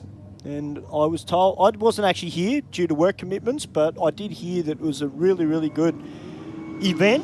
And a big congratulations must go to Skid Ute for winning the event. And Ryan Pearson in Hold On. Good to see Rhino back out and being competitive in the pro burnout scene. 003 red on the tree there, Stu, for the racer in the Aeroflow lane. I think that's as close as we've seen so far to a 000. Yeah, there's a couple of races that have got their eyes on the prize tonight. And it's always good to see people, particularly straight off the trailer, throw down the gauntlet and go, you know what, I'm going for it tonight. And it's all practice. I mean, it's not easy to do, but if you can nail it, it's a really, really good feeling. And, you know, I have mentioned on commentary a lot over the years that when I've been doing our state champ rounds, commentating with you, Steve, Yes. you know, all these young kids in junior dragster that are leaving off a foot brake and cracking those 00, the 000s, or, you know, even 002. I mean, Yes. these are young kids we're talking about, and they're just brilliant racers. Yes, they've got the advantage of youth on their side, though, Stu. This is the thing. But definitely for them to be able to cut good lights majority of the time is certainly a good skill to have. Well, Violent Rumble just went down with an 11.72. Great to see that car back again this week. The Falcon. I like that name, Violent Rumble. I reckon that's really cool.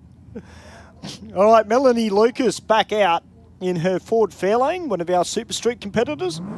427 cubes of Windsor power on board, taking on the VF Commodore.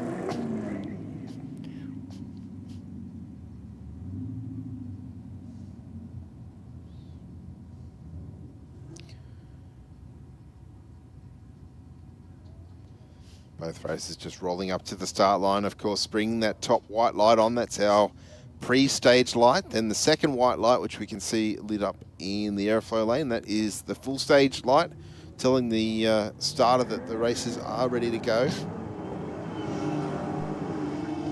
Well, Melanie Lucas, it's a name I'm not overly familiar with, but she's doing a great job in that Ford Fairlane, breathing a little bit heavy currently, but still running on through with 1371 at 93. I thought that was going to get a lot worse there for a second. All right, Corey Stutchbury out now in the VK in his VX Commodore. PSC Racing, of course, Mark Duskalakis, who normally comes out here and races his Tirana, the proprietor of PSC Racing. One of the very good workshops that we've got that do come out and support Aeroflow Race for Real. But look at this Pulsar, Steve. Got a little bit further that time around down the racetrack, but still not a full power pass. A 10.70 with an 8.127 mile an hour for Stutchbury in the rocket lane there. Went 1.56 to the 60. Steve, Tracks and Trails is asking, why did the XYXW who ran a 9.5 get a talking to by the official? I can only suggest the licensing, it was on a T number. Yes. So on a temporary number, which meaning that car should have been limited to, I think it's a 10.5 at 140 mile an hour or something like that. All right, Brett Stutchbury up against Joel Lucas. And that LS1 of Brett goes a 9.56 with 3 at 146. He's one of our Super Street, both of them Super Street competitors. And Joel Lucas and 11.15. Of course, these guys, obviously Brett's a lot quicker than Joel, but when it's dial your own racing, it's all about that reaction time. It's the big equaliser where the cars will qualify. The racers will pick a nominated time in which they think they will run. the slower car will leave the start line first. The theory being that if the reaction times are equal and the car runs to the same ET, that is estimated that both cars will be across the finish line at the same time. Not always the case, of course, because the human element disrupts that theory.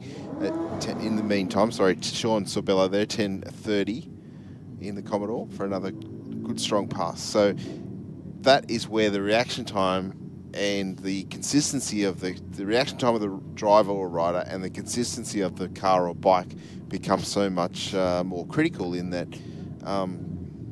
if you say that your vehicle's going to run a 10-second pass, it's got to run close to a 10-second pass. Sure. Otherwise, there's a good chance that you're not going to win the race, because it's first across the finish line who doesn't red light or break out will win the race. And it's also a very much cat and mouse sometimes down the end of the track. I know some people like to play the game towards the finishing line. Yep. There's so many different ways you can dial in a bit slow and hope that you can get in front and then back off, but that's often very tricky. It is. You dial in too fast and you give away too much on the start line, and you can't run the competitor, you can't catch the competitor by the finish line. Absolutely, Steve. It's certainly an art form, dial your own racing. And that's why Steve and I in particular love commentating on it, because it's just very, very unpredictable. Pair of 9s on the scoreboards for those last two bikes.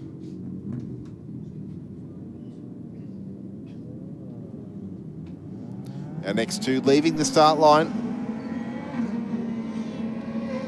The Aeroflow lane away first, but the Rocket lane out in front. 11.22 with a 0, 123 mile an hour in the Rocket lane to an 11.78 with a 4 at 122. For the Aeroflow.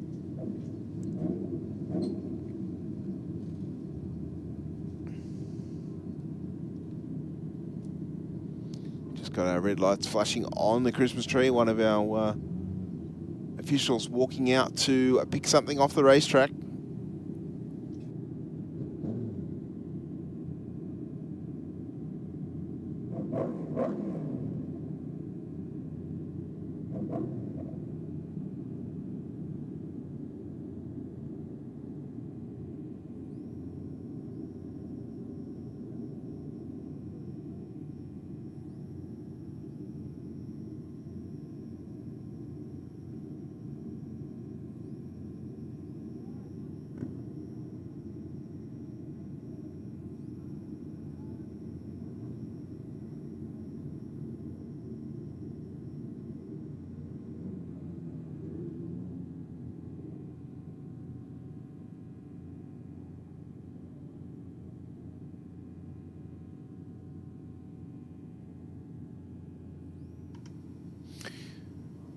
All right, ladies and gentlemen, just while we check out the Rocket lane, we'll just have a quick word from some of our sponsors. I'll be back with you in around about 30 seconds time. How would it be if we funded a pilot program for you to run that enabled you to bring some vision impaired kids onto the Saints Play program? Oh wow, that would mean the world. My reward is the smile on the kids' faces. And since you've given so much to others, we'd also like to do something for you personally. How would it feel if Pepper sent you, your partner, and your daughter Molly to the Gold Coast for a few days? Yeah, awesome. I don't know what to say. It amazes me. Thank you very much. Stay informed, up to date and entertained thanks to the Western Weekender. The Western Weekender is Penrith's leading free and local newspaper, delivering the best content from on-the-ground journalists and providing businesses with direct access to potential customers. News, sport, entertainment, puzzles and so much more. The Western Weekender is the heartbeat of Penrith and it's out every Thursday. Get your free copy at selected locations in the area, home delivered, or check out westernweekender.com.au. Well, welcome back, ladies and gentlemen, to Aeroflow Race Reel here at Sydney Dragway. Just a few little drops of liquid on the track, so we just got the thinners out. Just do a very quick cleanup in aisle 1. But as I said earlier, guys, Aeroflow Performance for all your parts needs. If you want a copy of the Performance Parts Catalogue, we've got that down in the scrutineering shed. So grab yourself a copy and have a look, or go onto their website and have a look. There's bound to be something there for your car. And they do a great work here at the track, as do all our sponsors, Platinum Racing Products, who have really made a huge, huge name for themselves in the last 12 months because of the GTR that are racing these days. Yeah, well, definitely. They've spent, I couldn't give you specifics, but their range of performance and aftermarket parts, their product development, the quality of their product is really nice as well. So, yeah, certainly they've taken a chance in developing different products to fill different holes within different markets, and it seems to be coming together very well for them. Well, we've seen a lot of their products used on some very quick street or pro street GTRs that are racing these days. What's it cost for spectators from Robert? I think it's $25, $27, I think it is, to come in and spectate. I think it's actually cheaper, Robert, if you buy it online.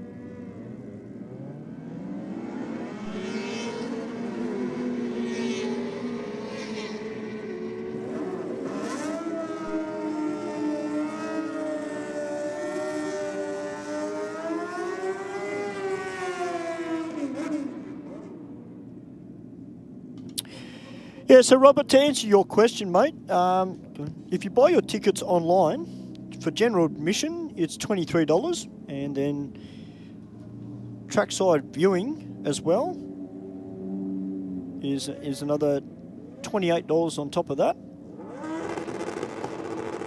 And if you want to race, it is $63 or $64 to race on a Wednesday night. 9:49 with 3 at 152 miles an hour. Holy Moses, that's quick.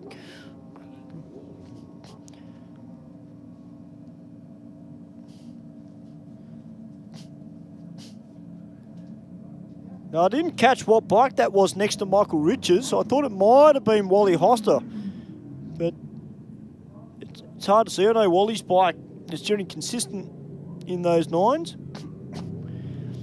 Sometimes he does dip down into the high 8-second zone on his 1000cc Jexar as the bike in the Aeroflow lane lifts the front wheel. 9.21, 158.61 miles per hour. Holy man, the motorcycles have come out to play as we've got a battle of the tuning shops. Yakuza Motorsport prepared Toyota Cressida about to take on Scotty Diver, the proprietor of Ichiban Performance.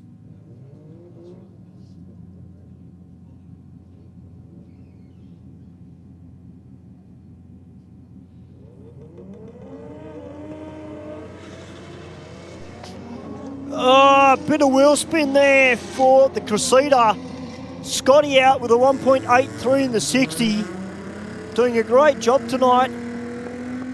And a little flash of flame on the as he got off at 12.00 with a 6 at 116. Now, I'm going to go out on a limb and I'm going to say that's probably a PB there for Scotty Diver in that WRX. If it's not a PB, it'd be awfully close to one.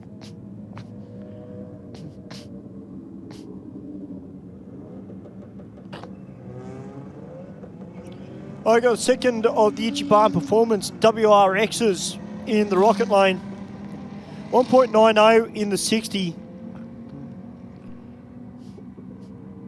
And running on through with a 13.19 to a 16.19 there for the Commodore. It's got the Birrong Automotive Hypo 6. About to take on the BA or BF XR6 Turbo. Good to see some earlier model Falcons from around that 90s era with the EB and the ELs.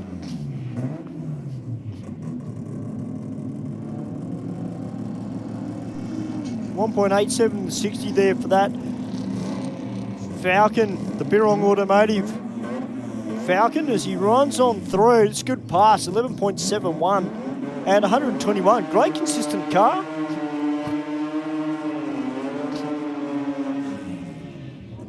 All right, the SIC 100 Racing RX3 about to take on Sean Dartnell in his i30N.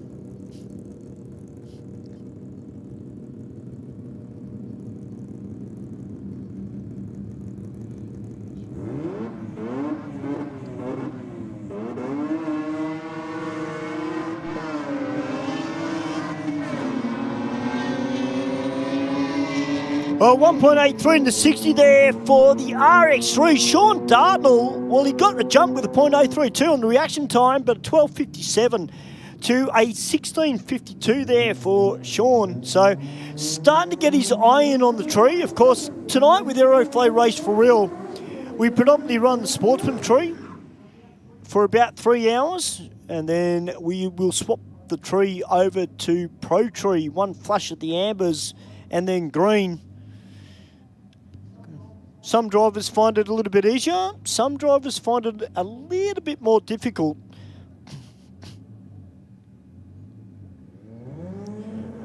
Right, with the Hyundai down there in the rocket lane. 2.84 in the 60 for the first timer. And the car next to him just sounds like they're off it just before half track. Went 2.52 in the 60. And a 15.41 there for the Hyundai to an 18.47. As we've got the Volkswagen SUV coming out now.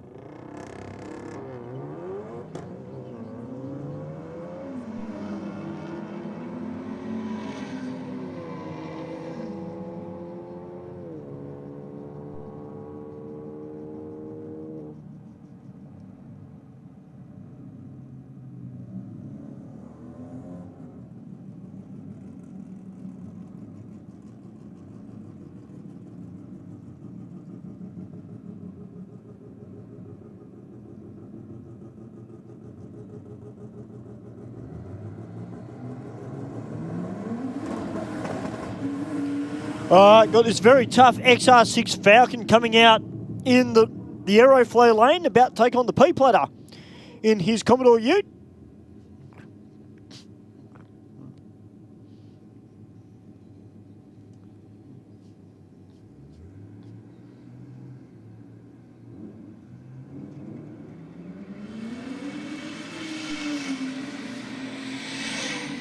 This Falcon is a very, very good package. 1.97 in the 60.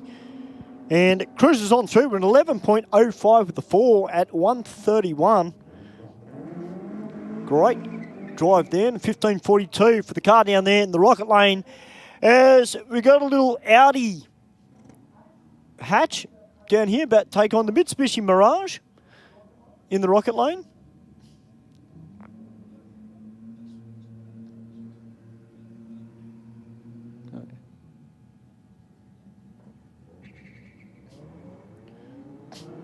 1057 on the tree there for the little Audi. 2.52 in the 60 from the little Mitsubishi Mirage. 1334 there for the Audi. 1638 there for the little Mirage, as we've got another Subaru.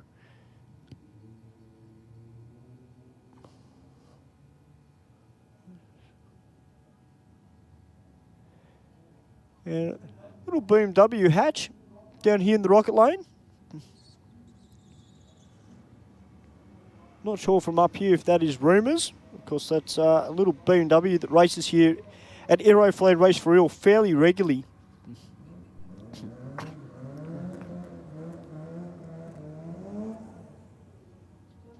$13.51 there for the rocket lane to a 15.68. This little Mitsubishi Lancer comes out now. They weren't a particularly well sold model of the Lancer. This current that generation, but they're still a little fun car to drive.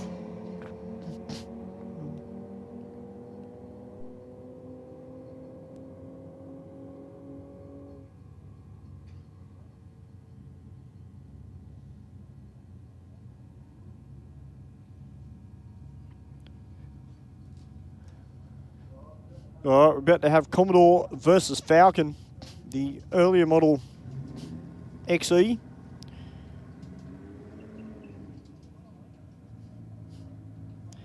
This car regular here at Aeroflow Race for Real, absolutely loves his off-street drag racing. Taking on the Commodore.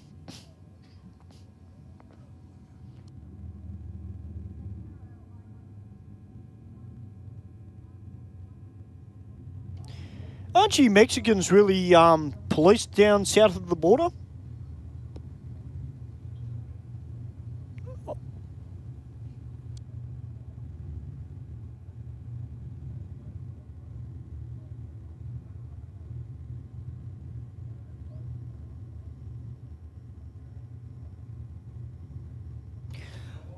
My apologies, Scrambled. I thought you were from Mexico, but you're actually from Queensland, so it's okay, mate.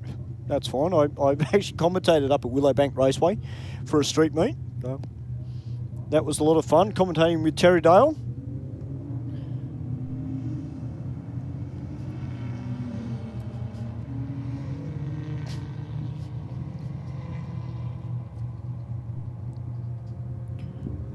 Actually quite a good night up there too at their street meets.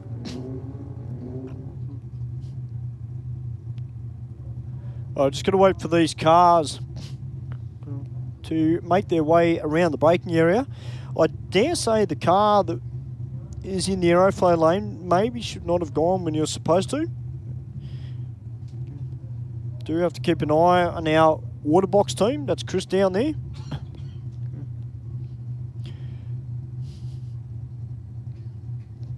Nice looking VZ Commodore down here as well. The silver with the black roof. P-plater. Well presented car. Very, very nice.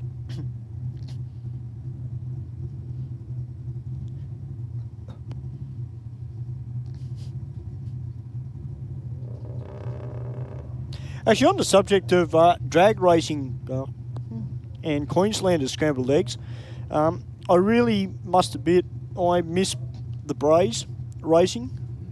Of course, I'm a big, big fan of the Braze, always have been since I was a young fella, because Victor Bray is my drag racing hero.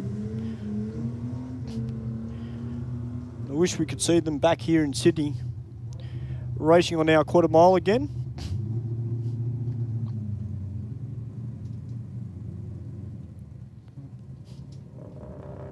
The quickest car time tonight is a low 9, Steve, and that was sorry, an 8.92 actually. Sorry, because that's Joe Sabello. yeah, Joe Sabello in his Datsun Skyline.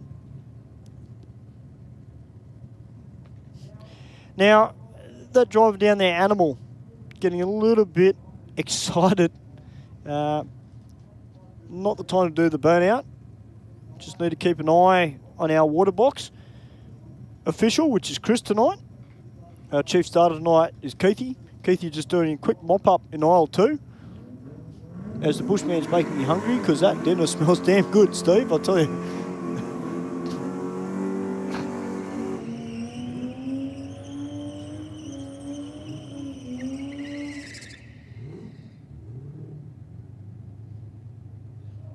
Oh, wow, scrambled eggs. You live in Griffin, which is literally 400 metres from the Bray home. That is cool.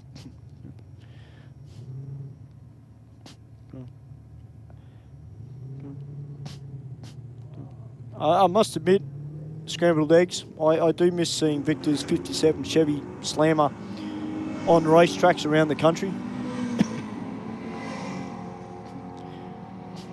Or Animal out with a 1.66 in the 60 and are only on through at 11.23 at 123 and a 14.86 for the Rocket Lane.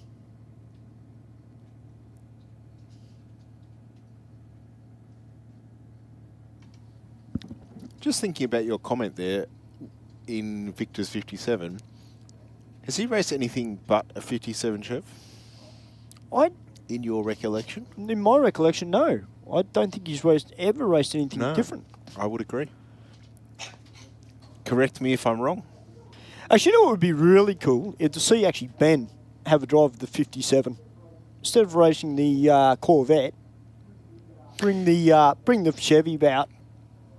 Well, I'm guessing that he probably would have driven the Chev in testing and bits and pieces, but not. I don't recall Ben ever driving the Chev in competition because he started out in the Customine. Yeah. And then he's driven a number of different cars. He had his little Datsun Ute that he toyed with as well, and he had a was it Pontiac or Mitsubishi little. It was a pro mod type car, and he drove a Scion, and I think, of course, the Corvette as well, and the alcohol funny car. Actually, that's not actually true, Decider. The 57 was sold. It's actually not the race car that was sold. The burnout car was sold, not the race car. The race car is actually still in the Bray workshop, but the 57 Chevy burnout car was sold, and credit to the new owner who's kept it in the famous Castrol livery. Oh.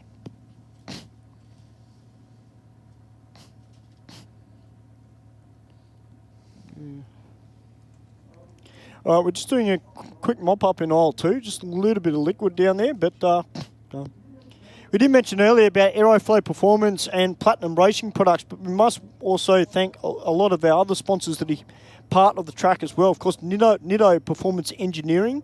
Great to have them on board. We've got Atlantic Oils, who of course are major sponsors here at the track. Kubota, who supply us with our tractors that we use for track prep.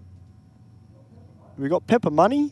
Of course, if you want to buy a new car and you're looking for a loan because you want to buy your dream car, get in touch with Pepper Money. I'm sure they'd be able to help you out.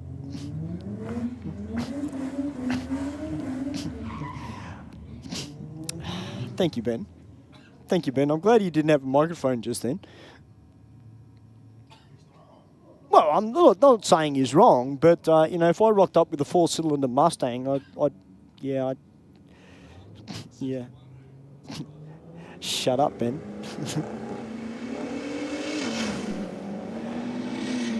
All right, lagging out with a 1.62. That Falcon has been on song all night. FDL doing the chasing, but a 10.51 with a 1 at 134 to an 11.49 at 119.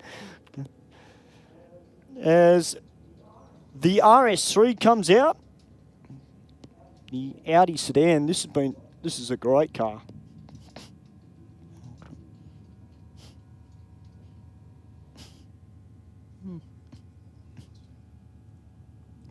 Yes. Also, we must thank also nitrovoodoo.com.au for their support here at the track as well. And also Country Real Estate, who came aboard just recently. Welcome, guys.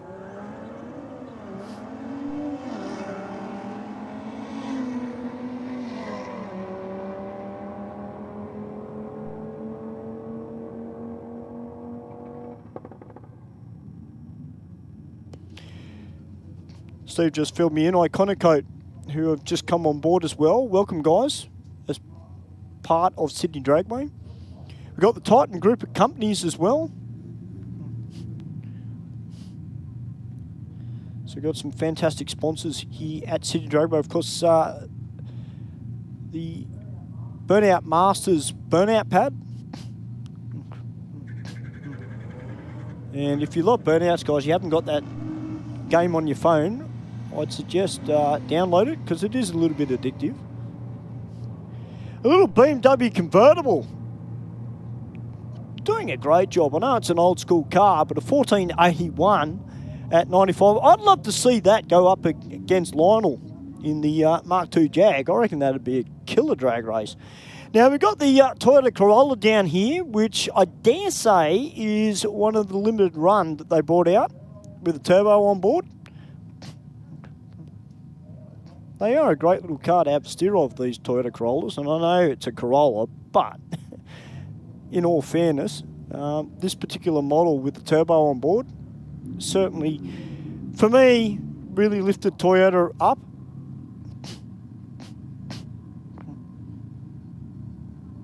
Kind of woke the Corolla up a little bit,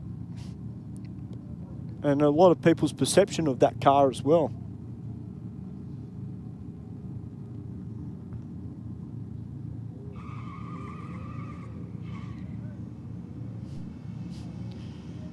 Now, I'm not sure, I couldn't see the car next to him. I'm not sure if it was a Kia. We have had a red Kia Coupe out here before, racing, and a 1533 at 91. Yeah, I reckon. All right, we've got this orange Falcon down here in the Aeroflow lane. The SUV gets a jump, but the Falcon just winding up the boost. Here we go. 1.63 in the 60. Tell you what, this is on a cracker of a pass. 9.87 at 146.6. Wow. Put your hands together, Sydney Dragway. Make some noise. The Fords have come out to play tonight. That was a great pass there from that Falcon.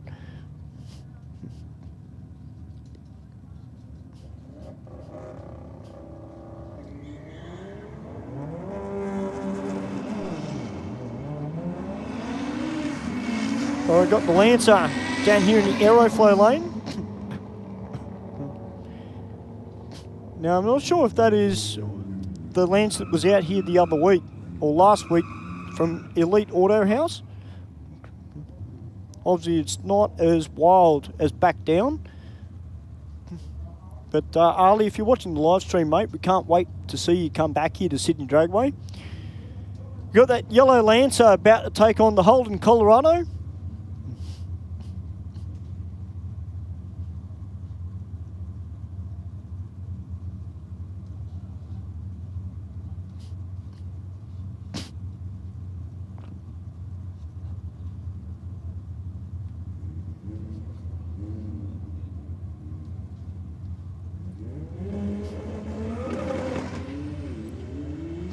Well, the Colorado out with a 2.50, 1.79 with a 9 for the Lancer. Way off it at half track on the brakes. Went 1.79 in the 60 and 6.85 to the 8th mile. Runs on through with a 14.94 at only 40 miles an hour out of that Lancer. Cappuccino, any Golf GDIs? No Golf GDI tonight. There's one, is there? There's one. Sorry. It might be a GDI. I wasn't sure if it was a GDI or a Golf R. But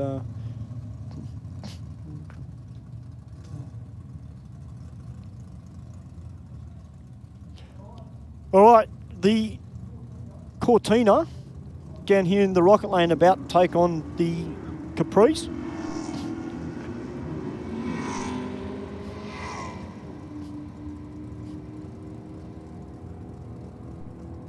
And the big Luxo barge running on through with the 1270 at 110. The Cortina runs on through with the 17.74. All right, we've got aspirated back out. This VH Commodore, Tom Baker.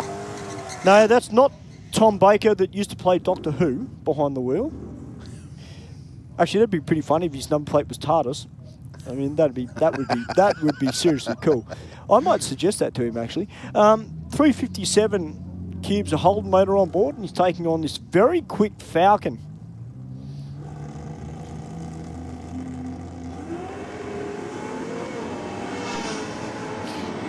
I'm just blown away by how quick the car accelerates away from the start line, getting very loose at the half track mark there, rolling out of the throttle, 1182 still, only 74 mile an hour to Tom Baker's 1083 there, Stu, 123 mile an hour run.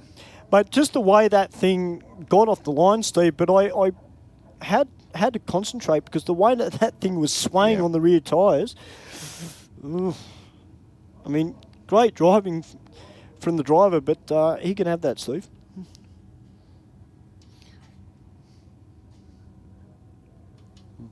At least he's got the steering wheel to hang on to, mate. If you're in the passenger seat, you'd just be very uneasy feeling.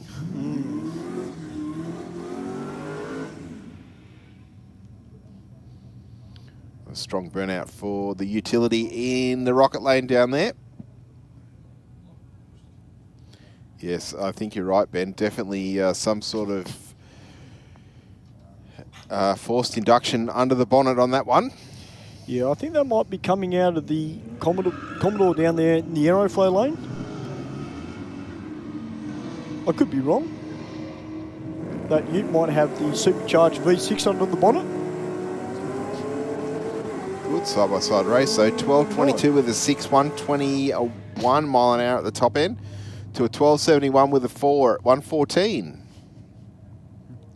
Well, good strong burnout there from both cars. Steve and I cannot see the cars at all. We can see brake lights, and that's about it.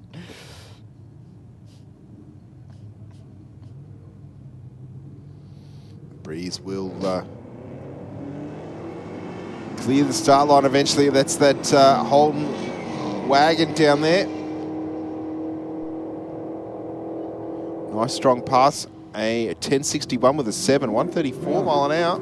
Great pass. From what leg? 13.0 there in the rocket lane, 109 mile an hour.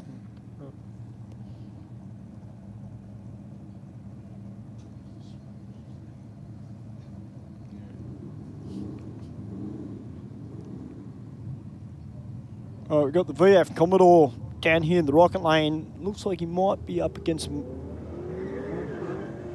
another Commodore.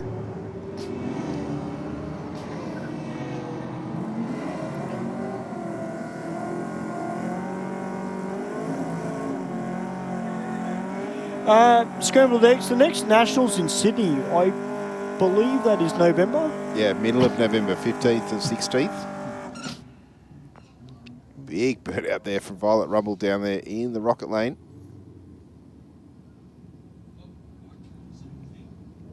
Neither can I. I can't even see the shine off the Violet Rumble as well.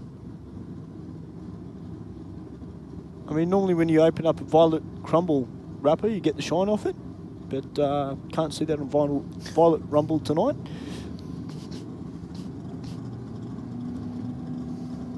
I was waiting for Ben to go, just shake his head at that joke, but anyway, it's all right. Oh, okay, rightio. Ben tuned out.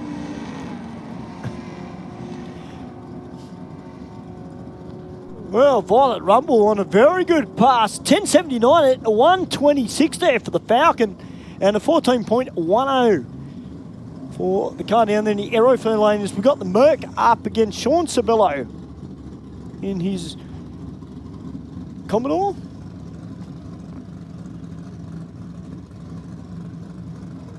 Hope everybody here at the track tonight is enjoying all the action on track.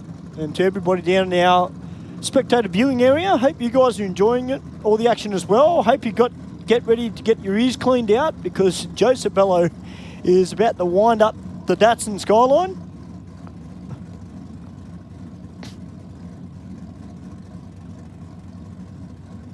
And if you're like me and partly deaf, you won't have to put your fingers in your ears. Hey? I'm going to be like panel van man soon. I might need a hearing aid. Why is that, mate? Well, Industrial deafness? yep, absolutely. Would I change it? Nope.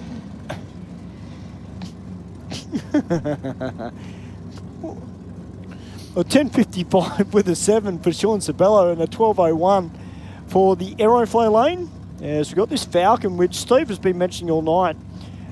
It's been struggling for traction. I don't know whether that car is running radials on the rear end. I dare say it probably is, judging by what I can see up here in the commentary box.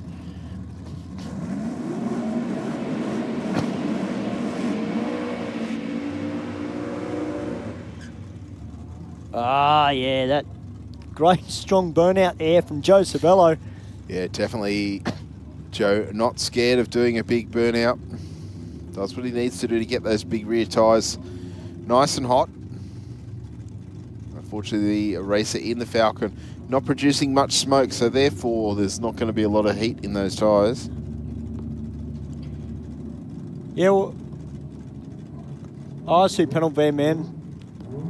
So I usually stand out in the pits at the big events and listen to the fuelers when they're idling. So part of the reason why my ears are a bit funny. I'll tell you what, that Falcon's finally got out of the hole, Steve. 1.87 and 60. Yeah, it's not happy. It was less than a full power pass, but an 8.95 with a 7, 149 mile an hour run for Sabello in the Aeroflow lane there with a 104 light.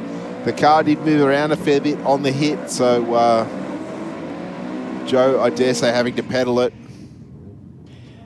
Now, Trent Smith out there now in this Commodore. From memory, Steve, has this Commodore got a supercharger on it? I don't know, but it's certainly making all the right noises. Yeah. Anyways, taking on George Wahayam in the Pack New Zealand RX3. Of course, the paintwork done by Danny McDessie and the team at Custom Bodyworks. Of course, Danny racing at Grudge Kings in the Devil's Taxi as Trent gets out on an awkward angle. You're right, Steve, that car is weird. It just does things differently. Yeah. Unrepresentative 12.29 with an 8, 135. The little Mazda, a 10.26 with a 7, 152 mile an hour at the top end. Yeah, George would be happy with that pass. Joel Lucas coming out now in the XF Ute. And if it's Rodney Raham, who's the tallest of the three brothers, and I honestly don't know how he fits in that car. What is a coupe? At least it's got long doors. Well, that's very true. Actually, you did tell me last week. I did get some inside goss from Rodney last week. Yes. Is it repeatable? Well, yeah, I don't know. I probably would say no. I think they're going to make it a bit of a surprise. Well, we need to but leave it there and just tease everybody. Yeah. Oh, well, it's a tease, all right. Well, a bit of wheel spin there for Rodney, but a 10.81 with the 9 at a 126 as the power tune Nissan Pulsar comes back out.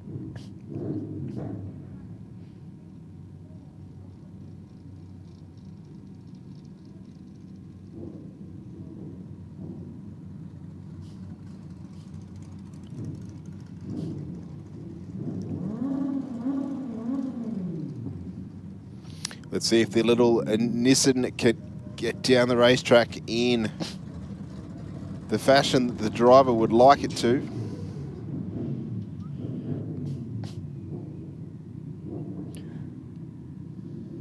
Well, he has angled slightly towards the 330 mark.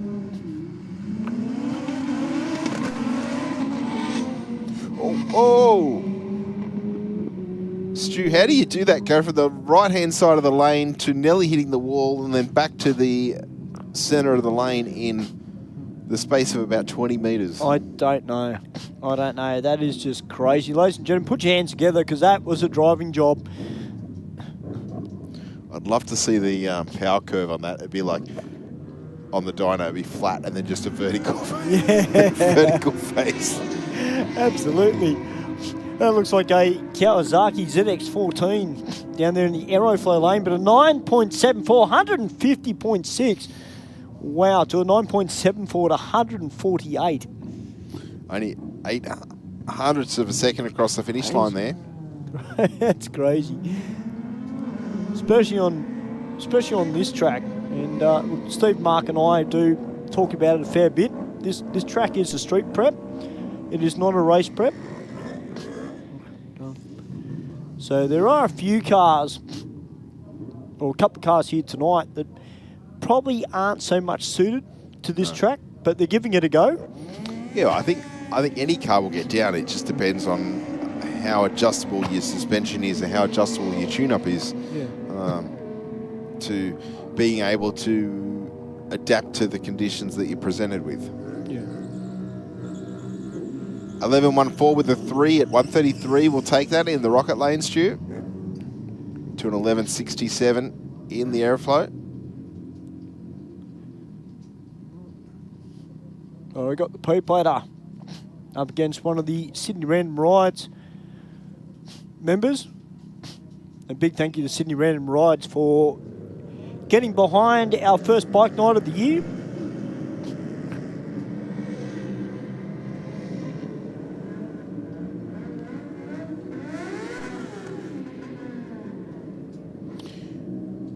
Not too much in it across the finish line there, Stu. Only 2 hundredths of a second. The rocket lane will take it. 13.46 with a 0. 98 mile an hour to a 13.58 with a 3.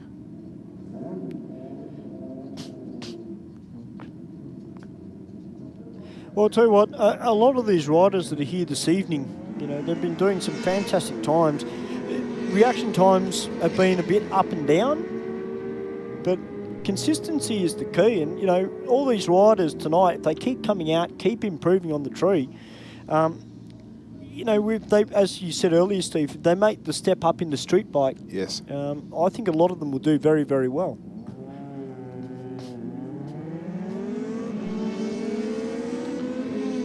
A 1.80, the better reaction time in this pair. Very close across the finish line. The Aeroflow lane will take it, Stu, an 11.20 with a 5. 1.27 mile an hour. Yeah, only 2 hundredths of a second between them. All right, we got the party lights back out on the extended swing-armed Suzuki, taking on Wally Hoster on board his more street-orientated BC Performance co-sponsored Suzuki. Only 9 on the tree there for Wally. Not too much between them in the 60. And a 9.22 with a 5 to a 10.01 for Wally. Bit down on that pass from Wally. I was expecting a 9. Yeah, it sounded like one of those bikes just blipping the throttle at the finish line, Stu. Yeah. All right, the two Ichiban Performance WRXs back out.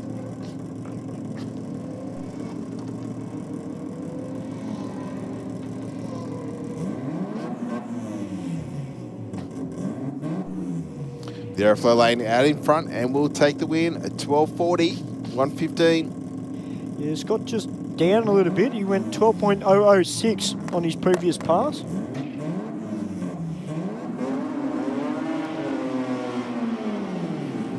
All right, we've got a little bit of almost jamboree action down here. We've got the 1J Yakuza Motorsports Cressida up against what I'm guessing is the 13B Turbo SIC 100 Racing RX3.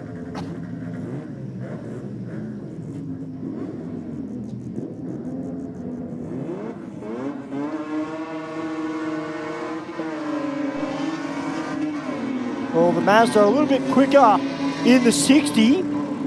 Can the Cressida drive around him? I don't know if he can. I think the Mazda might just have this. Yes, he does. 12.59 to a 13.08. That was a good side-by-side drag race. It was two very different cars. The launch very, very nice for the little Mazda in the rocket lane there. All right, the P-plater in the corridor up against the Falcon.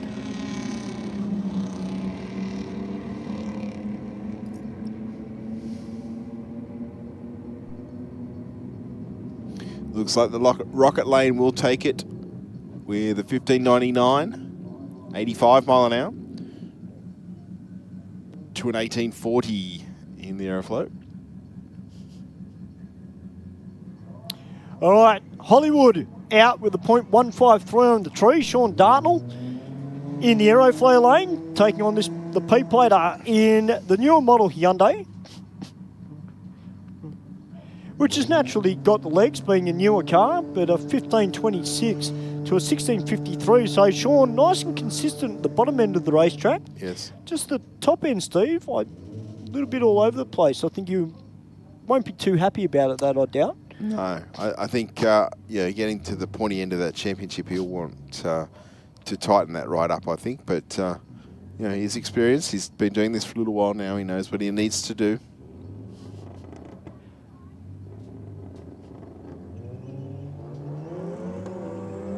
All right, well, the Volkswagen is out with a 2.12.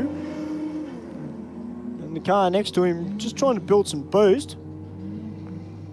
But an 1196, that's a good pass there for the Volkswagen SUV.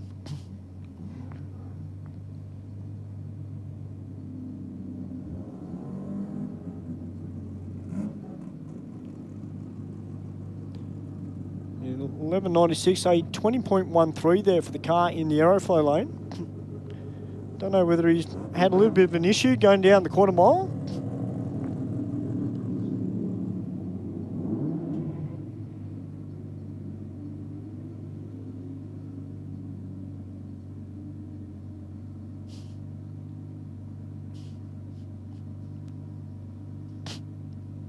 I've got this Falcon down here, about to take on little Mitsubishi Mirage. Remember years ago, we used to have a guy come out with a Mitsubishi Mirage, which was fairly quick on a Wednesday night. I haven't seen the car for a very, very long time. From memory, I think it was silver. It used to come out. It was deceptively quick. Well, I mean, every now and then we see the odd sleeper that you don't expect to go anywhere near as fast as it does, and comes out and grabs our attention. Yeah, I love sleepers. Thankfully, Cappuccino, no, we haven't had any big accidents happen here recently. And we don't want to see big accidents because obviously we want people to come back. So, as we got the Adrenaline XR6 Turbo come out now in the Aeroflow lane, taking on the little Audi. Yeah, the A1 over there in the Rocket Lane.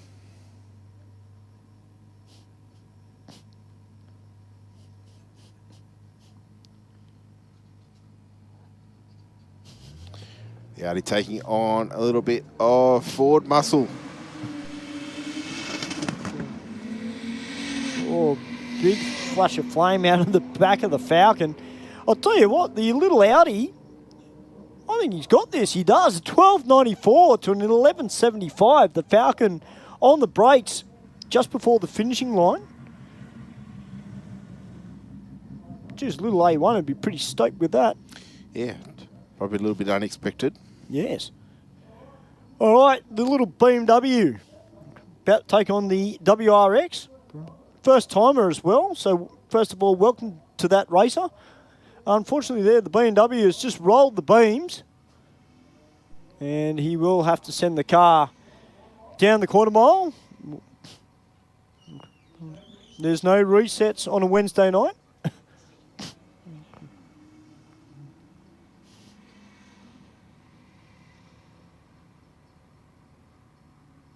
And a 1551 there for the Scooby-Doo. All right, got the P-plater down here in his ute. Taking on this little Mitsubishi Lancer, which is, by the look of it, done a little bit of a front-wheel drive burnout. Yes.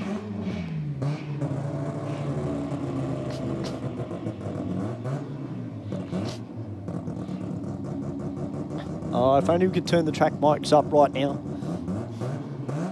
Just for the people that are watching via YouTube. Just next week you'll have to walk past with the open mic.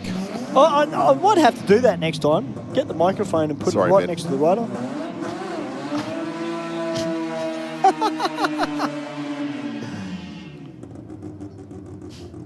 You do that, we're giving out email addresses and phone numbers, okay? Yeah. Well, I'll tell you what, all the people that are down in the trackside viewing area, they would have copped that nice sound of an angry rotor. And the people up in the grandstand, they get a great view of this pass. Taking on this V6 Commodore.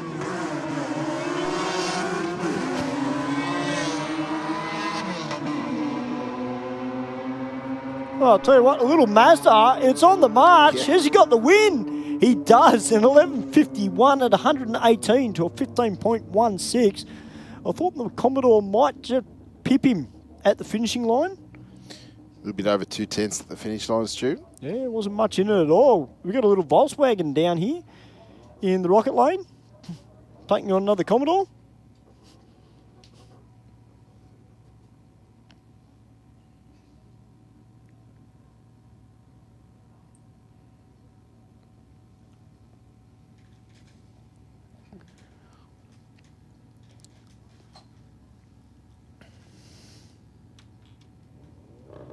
Both races into full stage now.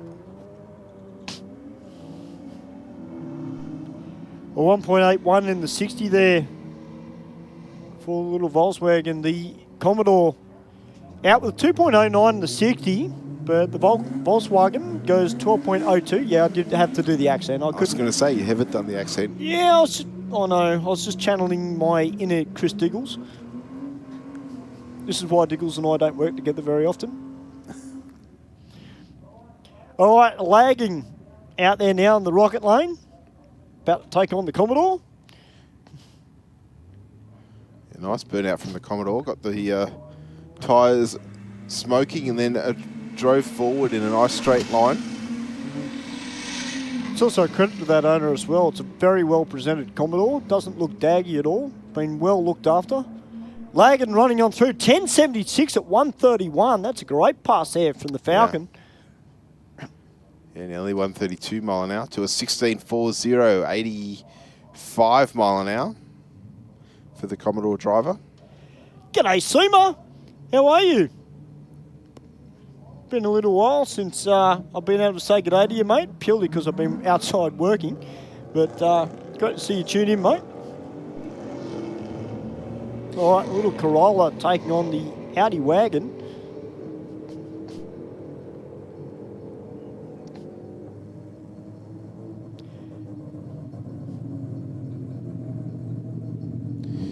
You were right, Stu. It is a Kia down there in the rocket lane, taking on the BMW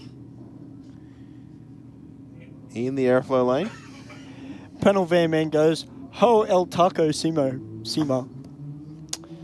Oh dear. It's great to see you tune in, Seema, to Aeroflow Race for Real here on this beautiful Wednesday night. The Kia Coupe doing the chasing. I think the little Beamer's got this at 14, I think it was the BMW, 1481, 1528. As we've got the SUV about to take on the wagon. Yeah, 272, the better reaction time in this pair.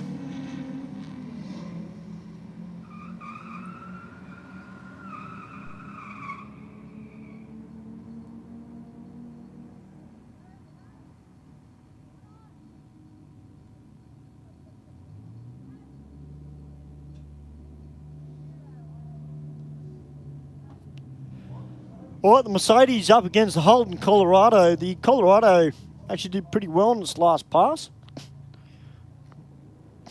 Good reaction time. Got out of the hole fairly well for a big four-wheel drive. But the Merc out with a 1.98 in the 60. G'day, Sam. Sam's TV. Welcome, mate, to the live stream. 11.97 at 120 to a 16.44 as RS5 comes out now against another Audi wagon. It's Braden Stewartson yep. in the Audi in the Rocket Lane. Braden, a regular competitor as part of the Speed Addict Clothing Co. Championship. Yeah, running for JM Auto Repairs from Wollongong. 062 on the tree for Braden. Out in front, both cars pretty evenly matched. I think the gap stayed much the same all the way down. 11.89 with a 5, 113 mile an hour for the Rocket Lane, and 11.75 with a 4 at 117 for the Aeroflow. All right, the Mitsubishi Lancer taking on the Cortina. Yes, Panel Van Manor, I know you love Fords. Tell you what, that Lancer, 1.79 in the 60, 6.99 to half track and on the brakes, runs on through with a 12.41. As Lionel Walker comes out now in his Appendix J Group N circuit racer, the Jaguar Mark II, taking on Aspirated, Tom Baker. Well, it's a little bit of an unfair match-up here, Stu. Yeah, just a little bit. I mean, if it was Dolly Roan racing, that'd be a bit of fun. Yes. Well, 1.56 in the 60 there for Tom. That car left very well.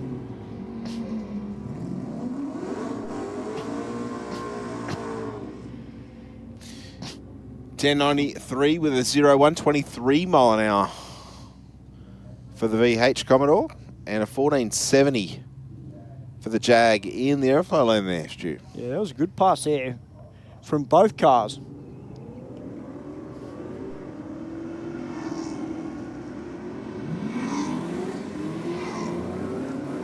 .086 on the tree for the racer in the Rocket Lane here.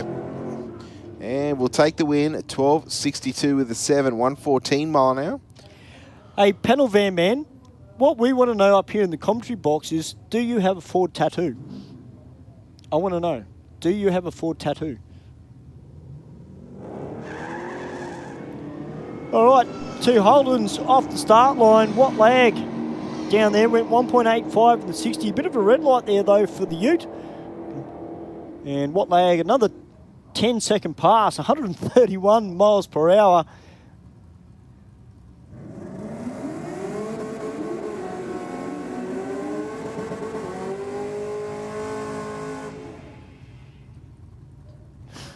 Yeah, I agree. Yeah, fair enough, Soil. Great chat on our live stream via YouTube from people all around the world and all around Australia.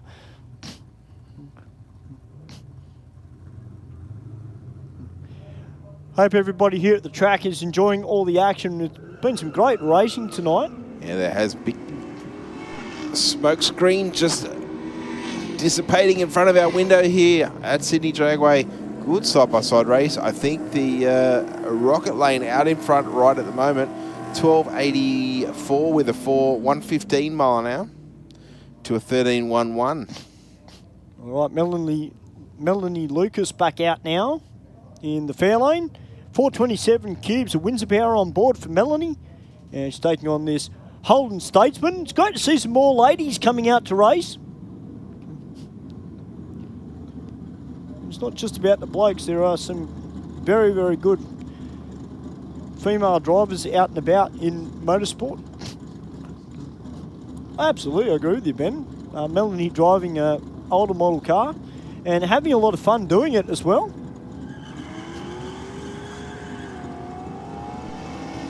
Ooh, a little bit of wheel spin there. They're still breathing a little bit heavy, but Melanie doing a great job in the fair lane. 12.29 at 112 to a 14.44 for the Statesman. So if there's any ladies up in the crowd or down in the viewing area, guys, hey guys, if you guys want to race, we encourage you to come out and race. Doesn't matter what car you've got, just come out and enjoy yourself. 100%. You don't need a huge amount of safety gear to race your car here tonight. basically just an approved helmet, long sleeve top, covered shoes, and long pants. All right, we're out to have the old classic V8 versus rotary.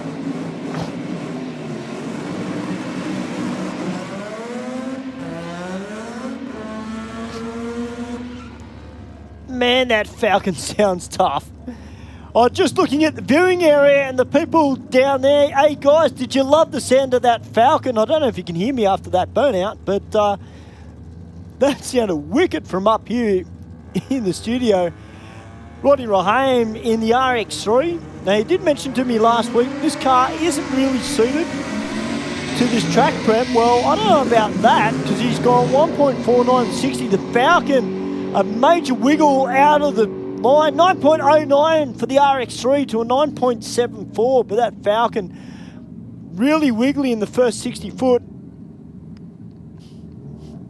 That's a better pass. Yeah, both cars 150 miles per hour, and wow.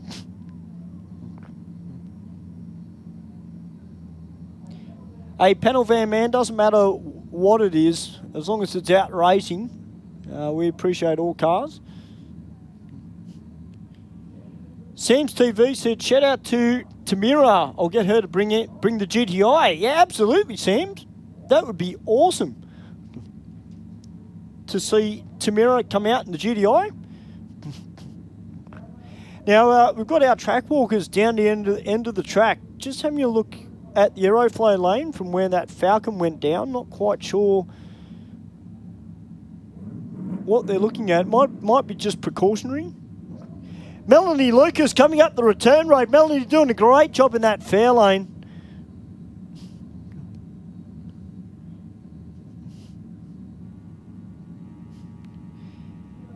G'day to Caius.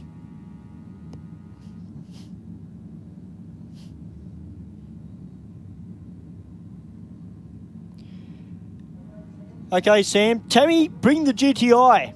So, Tammy, if you are watching the live stream, bring out the GTI.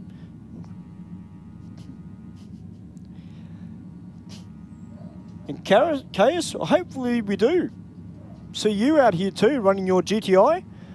Now, panel van man, no parts fell off the Ford. Not that pass. No, Mark and I usually say it's just rust. So, no, I don't think. I think it might have been just more precautionary, because that car did wiggle a fair bit off the line. Then again, it is running radials, so. But well done to the pack team. 9.09 out of the green RX3. All right, about to go back to race. We've got Trent Smith about to take on Big Georgie Rahim.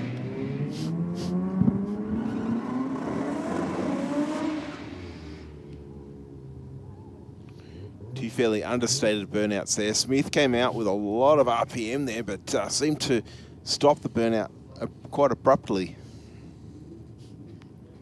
Now, George has just seen what Rodney's done in the green RX3. Let's see what he can do on this pass. I think the track is starting to come around for these higher horsepower cars. Trent coming out. That Commodore is just grabbing the 330 foot of the racetrack. 1.58 to the 60. Here goes Big Georgie in the Pack New Zealand RX3. Bit of a wiggle at half track and goes 881, 159 miles per hour. Thank you very much, Rotor Power. Oh, wow. And a 1026 for Trent Smith. That's what we're talking about, ladies and gentlemen. That's the quickest car of the night, isn't it? That is the quickest car of the night. Oh, wow. That's quicker than Joe Sabello.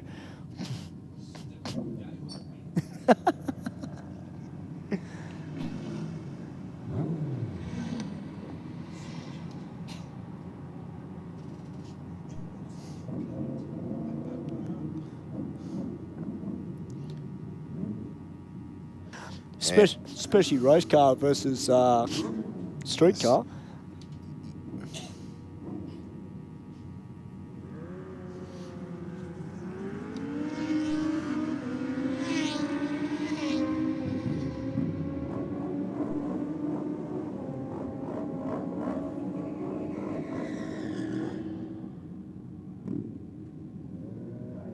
G'day, BA.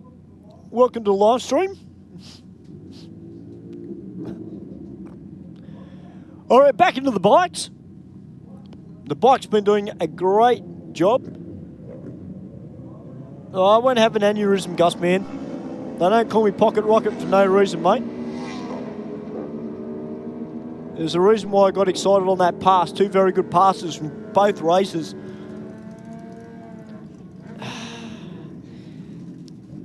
Ben, you know what my personal problems are.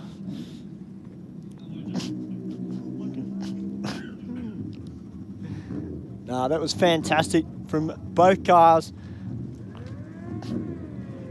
As I mentioned earlier, the bikes have been doing a fantastic job all night.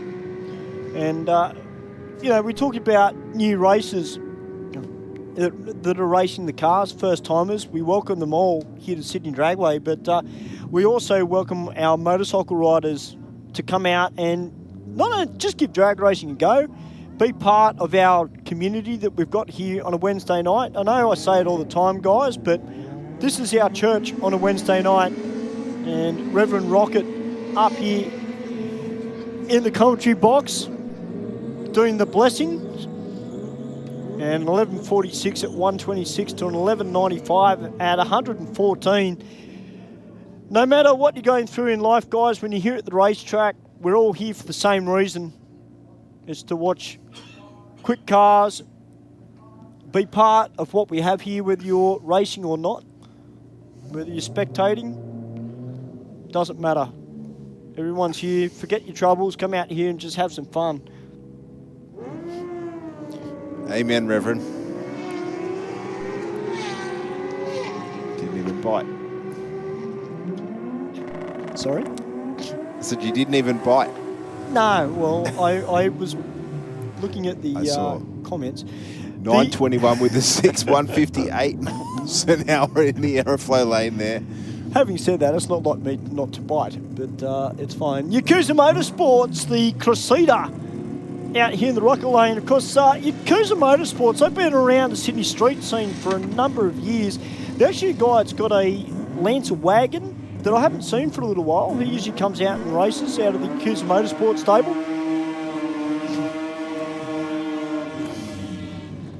All right, the SICK 100 Racing RX3 about to take on the Falcon.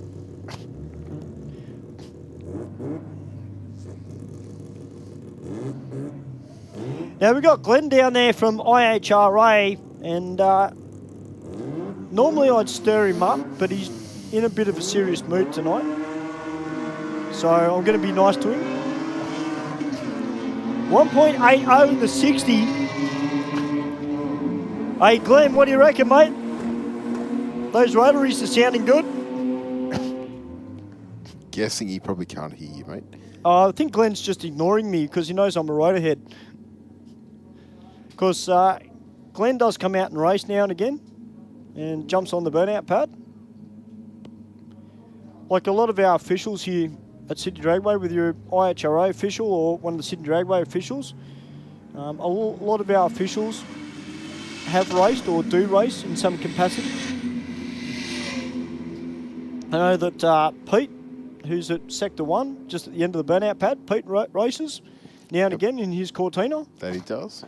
Angela Phipps, who's been racing tonight on her Hayabusa, Michael Riches as well, who races. Actually, Sammy Joe's not here tonight, which is a bit surprising. I did think that before. It's the first time in a long time Sammy hasn't fronted for a Wednesday night. Yeah.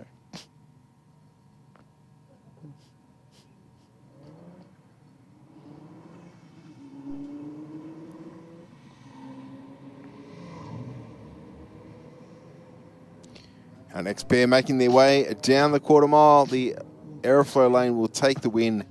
13.29 at 109 to a 15.25 at 95 in the Rocket.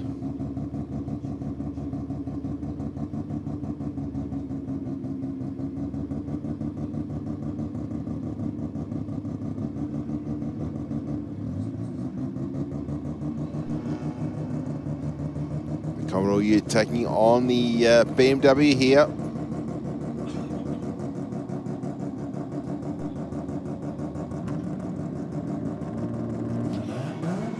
Actually, just while this rotary does its burnout, the little 1300 from SIC 100 Racing, who's about to take on this XR6 Turbo. Just to our regulars that are on the live stream, particularly Panel Van Man and Gus Man, our friend that normally is on the live stream that only talks in emojis, he's not on the live stream tonight, which is a little bit surprising. He's on just about every week.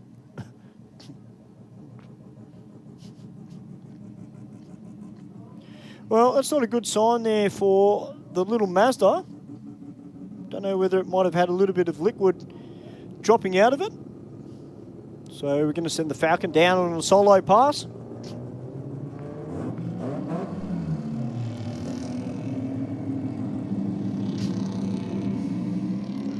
.5 seconds to the 60 foot. Of course, if you are wondering what we're talking about when we say that that distance, you can see a square or cube sitting in the center of the racetrack just before the end of the blue paint. That's 60 feet from the start line, 18.5 odd meters.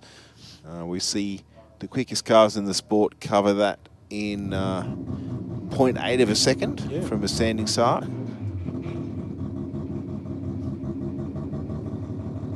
Kylie Montague just jumped on, Steve, and said, a great night, so proud of our SSV. Well, you should be, Kylie, because not only is the car out here racing, but you guys are having fun, and that's the main thing, too.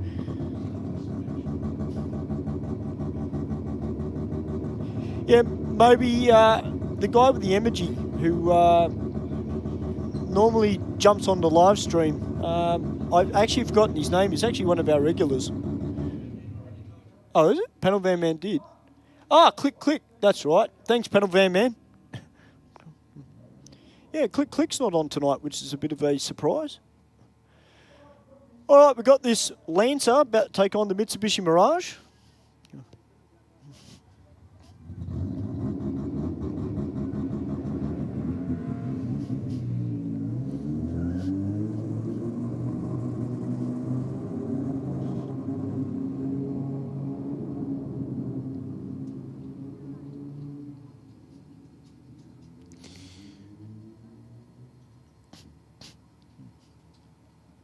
All right, the Lancer just bumping into full stage now. Looks like we're running Pro Tree now, Stu, where all 6 lights on that Christmas tree will flash at once. Might prove a little bit difficult for some of our racers to cut a good light with the Pro Tree just because of the way the car reacts, but that doesn't mean that you don't give it a go. Just give it a crack, see how you do. 14.34 with a 1 will take the win on that run in the Rocket Lane. That was the Lancer. Yeah, I think a lot of, I mean, if you've got a manual vehicle, I know from my experience when I've been out drag racing, I actually find it a little bit easier off a Pro Tree than I do off a Sportsman tree, driving a manual. But obviously if you've got an auto, particularly a car with a turbo, probably works to your advantage slightly to be able to build a bit of boost.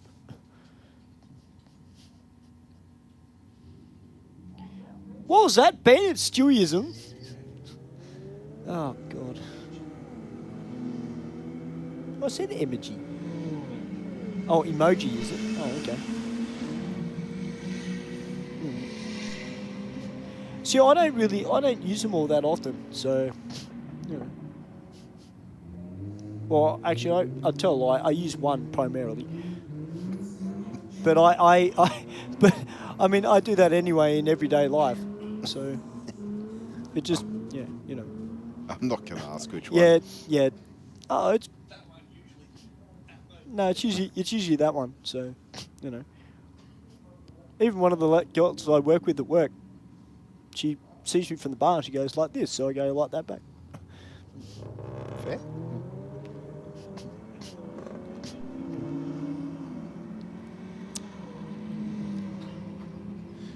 1.8 seconds to the 60 foot for the Golf R in the Rocket Lane there, Stu. And 11.91 with an 8.115 through to the top end. Yes, Cliff, I can't wait for one. Sammy Joe is on the live stream. Hey, Sammy, we were just talking about you. We miss you tonight. What's going on? Why aren't you here?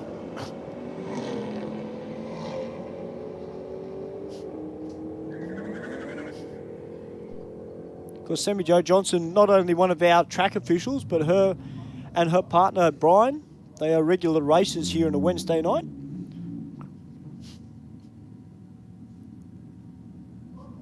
All right, little BMW convertible about to come out now against the Kia Coupe.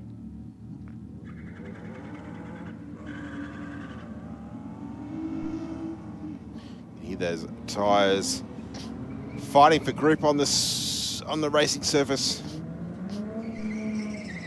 That's why Sammy's not here. She had cricket this afternoon. You just said she'd have cricket. Top staff.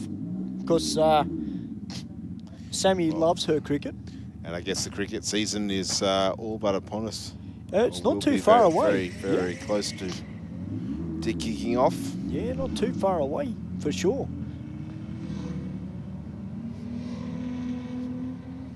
Must go and watch a game one day. I could go sit in the crowd, Sammy Jo, and no one would see me. It'd be fantastic. I should take Steve with us. Steve and I could, sit in the grandstand and watch cricket all day. We could. Get some sledging going. Absolutely, I could see you sledging. You've had plenty of practice with Mark Thomas, so... Oh, come on. I'm pretty pretty sedate when it compared to others, mate. Why did you look at me when you said that? You should be looking at Ben, not me. Maybe He's the one that doesn't have a microphone. Yes, I know. All Gets right, away with murder. Yeah. All right, that Audi went out, and not quite sure what happened then. The went to the stage, and I don't know if he thought, oh, it's time to go. I mean, he's driving an Audi. Why would he get scared of a Lancer? Here we go. Sammy Jo said, come to the SCG on the 10th of November. Sydney Thunder versus the Sixers. Get the whole Sydney Dragway crew to come out. That would be cool. That would be cool. Well, I'll tell you what, Sammy Jo, if I'm not working, I would definitely be there. The only thing is, Sammy, I've got to try and find a green wig from somewhere.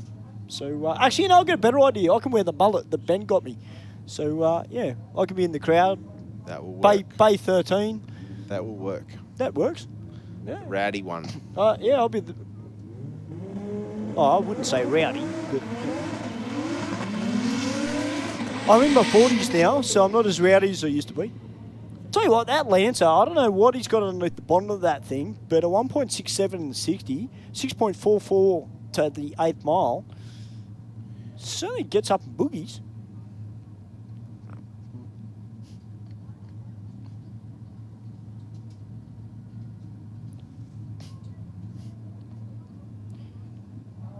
Well, that's possible, Scrambled Eggs. Maybe he did stuff his launch control. I forgot that they had launch control in those Audis. You often see the drivers miss the start as they're trying to make sure that the car's launch control is configured properly. Yeah. Or activated properly. It's on a Sunday. Well, I'll have to see Sammy Jo because I know I've got holidays coming up in November. I've got almost 2 weeks off. Yeah, nice. For holidays. So I will be here for the PDRC round here at Sydney Dragway, which is the Pro Drag Racing Championship, which will feature Pro Alcohol, Pro Stock Motorcycle. Been a little bit while since I've been here to the track and watched some big drag cars make their way down and the bikes. Of course, I absolutely love Pro Stock. Now, I need to ask a question, and this question is extremely serious. And yes, if there's anybody here at the track or on the live stream, I want your input. Now, Lee Bektash, right? If you've been around drag racing for a long time, you'll know the name Lee Bektash. He still has, as far as I know, the quickest quarter-mile pass in Pro Stock in the country. I don't think his record has been beaten. Okay. Now, he's been posting up some cryptic stuff up on Facebook lately. I know. Yes. I don't know if it's because of the anniversary of that pass or whether Lee is up to something.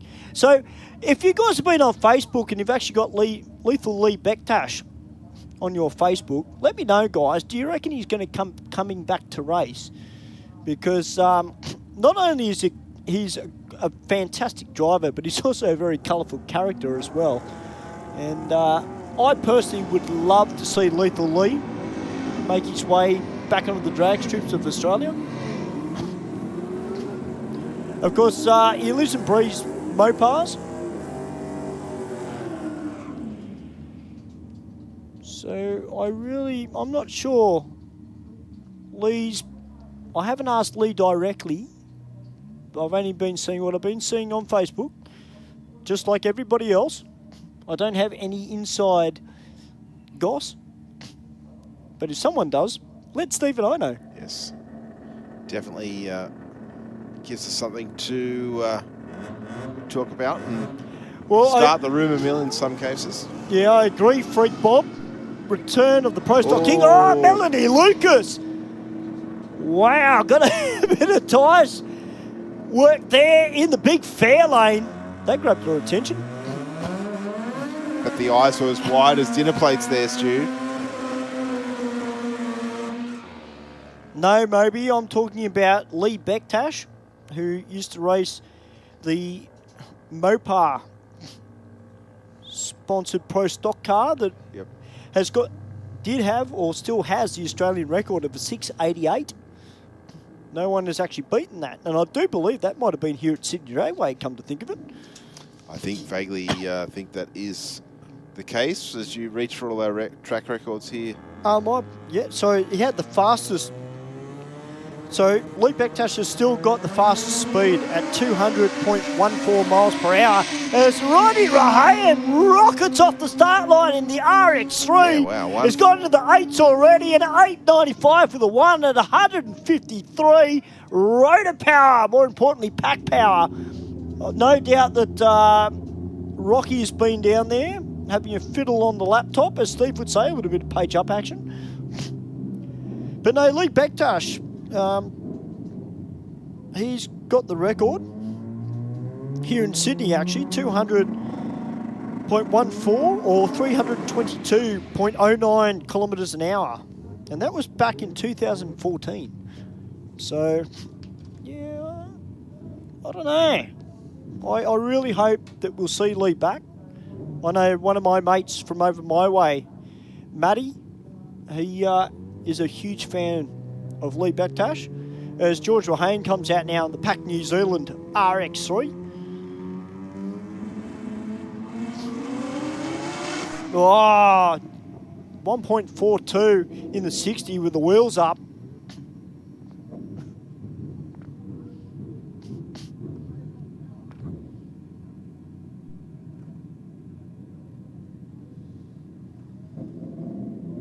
All right, we're back into the bikes now.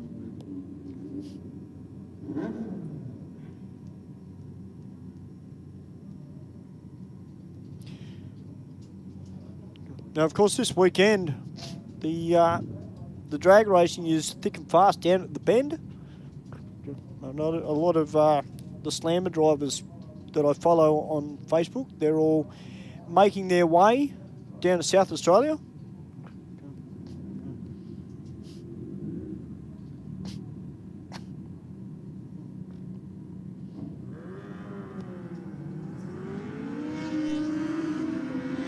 So to all our New South Wales racers that are making their way down there that race here at Sydney Dragway, good luck, guys. 9.74, 148 miles an hour to 11.21 at a 1.26.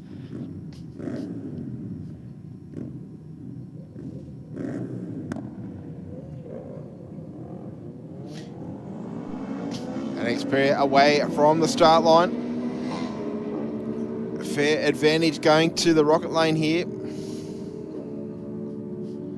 11.05 with the 7 will take the win. Got there first by 600, Stu. Yeah, great racing there. Well, Panel Van Man, I do have a little bit of inside intel from Pack Performance directly, and there is a new car on the way. Oh. But, yeah. Didn't you decide you were going to keep that? Well, I'm not going to say what it is, but there is a new car on its way. Just a tease, ladies and Yeah, gentlemen. it is just a tease. But I'll tell you what, guys, when that car comes out, it's going to get people talking.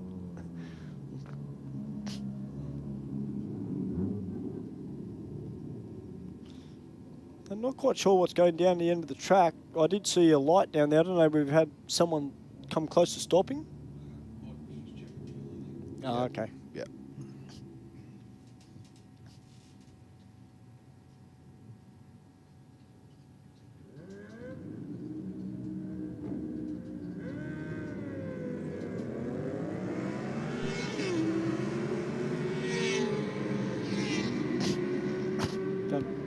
Actually, on the subject of new race cars, we shouldn't be too far away either from seeing the brand spanking new Queen Street Racing R35 GTR Pro Mod make its way out here to Sydney Dragway for some testing. It's got a Matux RB30 prepared motor in it, and it'd be good to see those guys back on the drag strip, because the Pro Imports will be running at selected rounds as well coming up. So we'll see some of the big Pro Import cars make their way out. So probably Anthony will see come out in the Don. Hopefully we will see that Queen Street car in competition.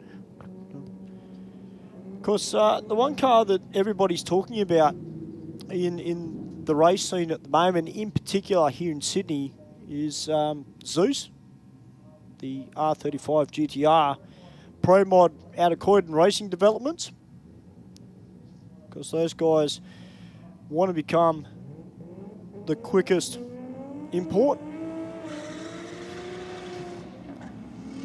And I actually watched a video of that particular car after it was had been built, and just the bar work and the safety that's gone into that car. The chassis was built by Craig Burns from SCF Race Cars, and obviously it's carrying a little bit of weight, but safety is just so important in those cars, particularly now they're running into the fives. Yeah, 100% you're correct, Stu.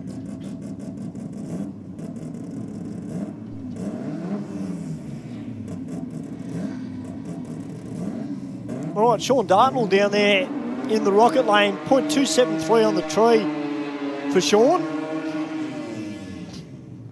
And runs on through with a 16.57 as the young P-plater comes out in his ute, about to take on the SICK 100 RX3. No way, Gus, man.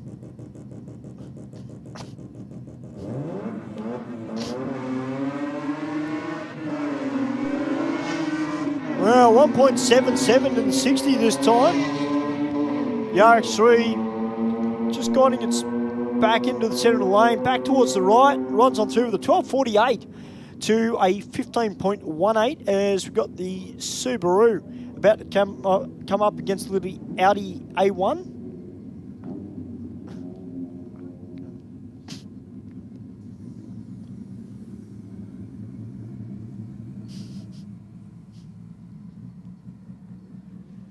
Because one car I can't wait to see again, whenever that will be here in Sydney, of course, is Samsung X 26B powered Chevy Camaro out of the Pack Racing stable.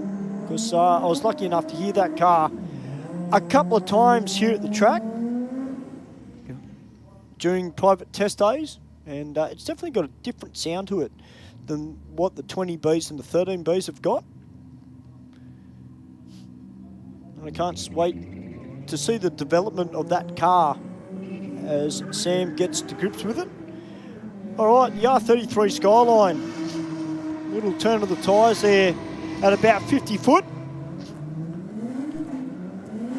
starts to hunt down the car in the Aeroflow lane. He goes 12.43 with a 9 at 92.6 as a Lagan comes out now. The XR6 Turbo taking on the Mitsubishi Lancer.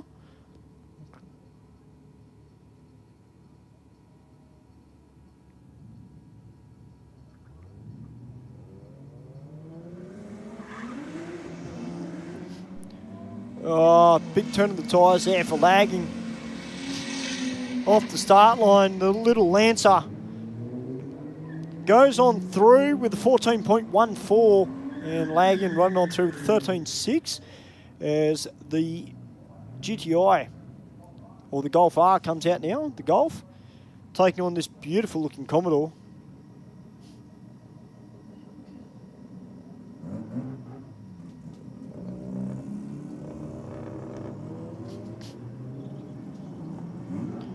Well, a little move to the right there in the first 30 foot of the racetrack there for the Golf.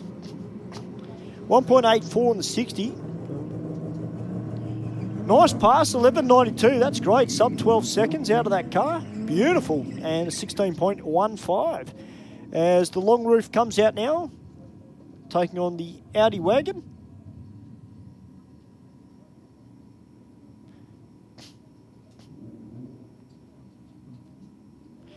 Actually, I did mention one of our track sponsors, nitrovoodoo.com.au. Hopefully, very soon, we'll see them back out racing. Of course, they've got their new Nitro Harley. And they're aiming to be the first Harley in the world to run 5 seconds. Or the first Harley, at least here in Australia, to run 5 seconds.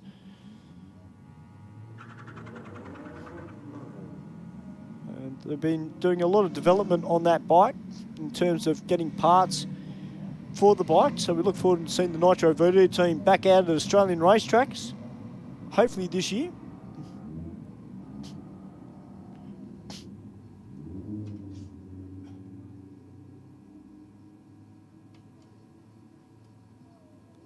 Well, a little Boomer running on through with a 20.47, maybe just missed a shift around quarter track as the Kia Coupe comes out now against the Toyota Corolla.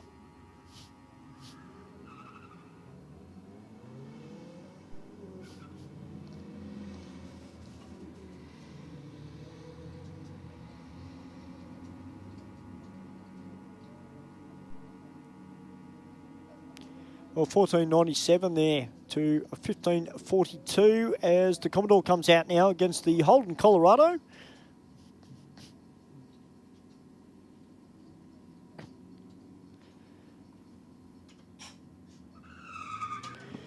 Of course, I'm interested to see what our next theme night will be here at Sydney Dragway. There's always some very interesting themes that are brought to our attention, Stu, and they certainly bring around different crowds that might not necessarily always be attracted to the drag racing side of things, but definitely some of the themes certainly bring good crowds and good participation from our racers, our riders, and also our viewers online. Yeah, we've had a few people ask for a Euro versus JDM night. 11.90 at 113, great pass there in the rocket lane. That car of Stewartson's is very consistent around that. And the good thing about that night too is that, it's not just for cars, it's for most motorcycles as well. The little Cortina doing its thing off the start line. I'm wondering if this has got a little 302 Windsor in it. We don't have any details on the car up here in the studio, but it runs on through with the 1664.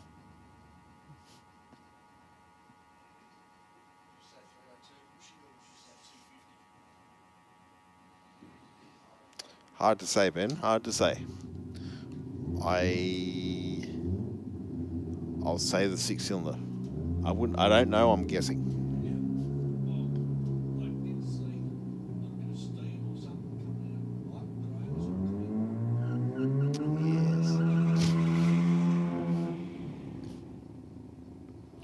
All right, the Pack Performance RX3 are back once again. Have another shot at that burnout. Yeah, big Georgie Raham. This car came back to Australia recently, and the guys at Pack Performance have put a few little goodies on it, given it a little bit more power. And George's doing a great job in his old car. Freak Bob, I don't believe there are any burnouts. Well, I haven't heard of any burnouts tonight. No one's actually come in and told us if there are skids tonight on the pad.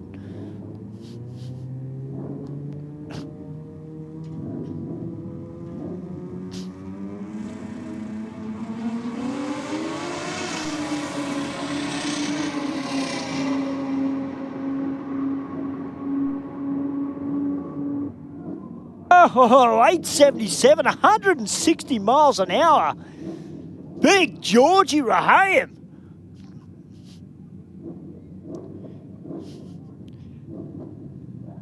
That was stout.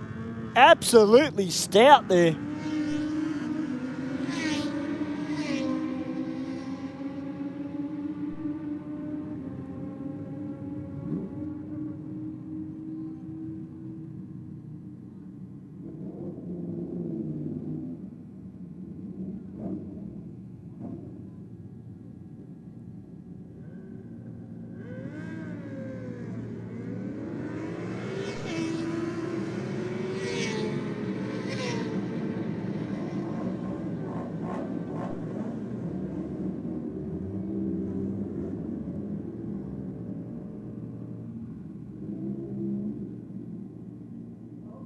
Well, so far this evening, no one has actually cracked a 000, which means the jackpot is still sitting at $300 at the moment. But if it doesn't go off tonight, it will jackpot next week.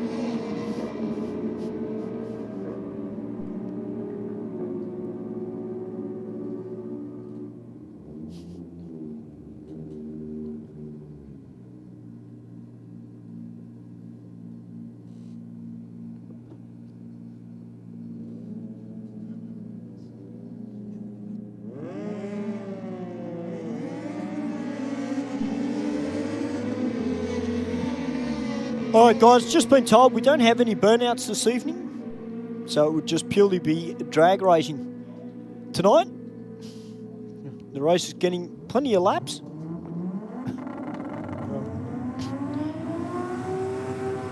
Particularly for those racers that are racing on Saturday, able to get their eye in on the tree.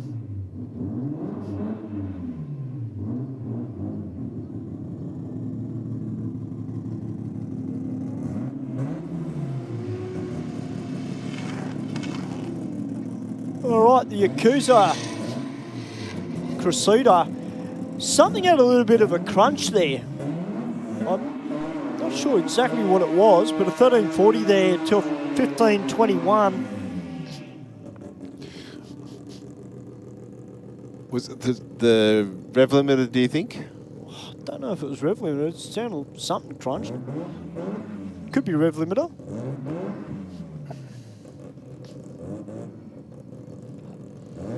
Right. RX3 back to the start line once again, taking on the Holden Ute this time around. 1.7 seconds to the 60 for the Mazda.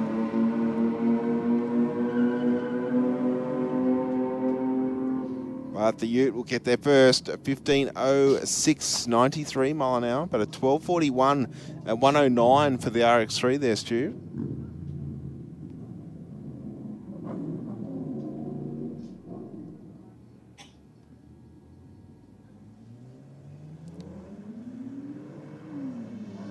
All right, little Audi A1 taking on the Falcon, and wow, doing a great job, that car. I could see you in one of them, actually. Thanks. I'm serious. I don't think I could afford it. Have you looked at how much they are? Yep. And it's auto, so I'd fall asleep.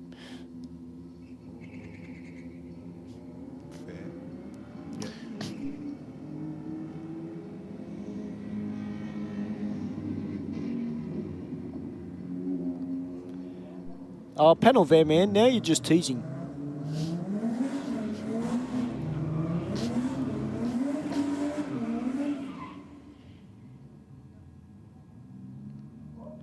Oh, the little yellow Lancer about to take on Lagan. This little Lancer has actually surprised me this evening. It's actually a little bit quicker than what I thought it was. So I'm interested to see what's actually been done to this car. Is it this one you're talking about, or the other one with the... This one in particular. Lagan doing a great job. 10:37 to a 13.95 there for the little Lancer. Well, that's the Lancer's quickest pass since we switched over to Pro Tree. Now, next up we have the Golf taking on the Commodore wagon down there in the Rocket Lane.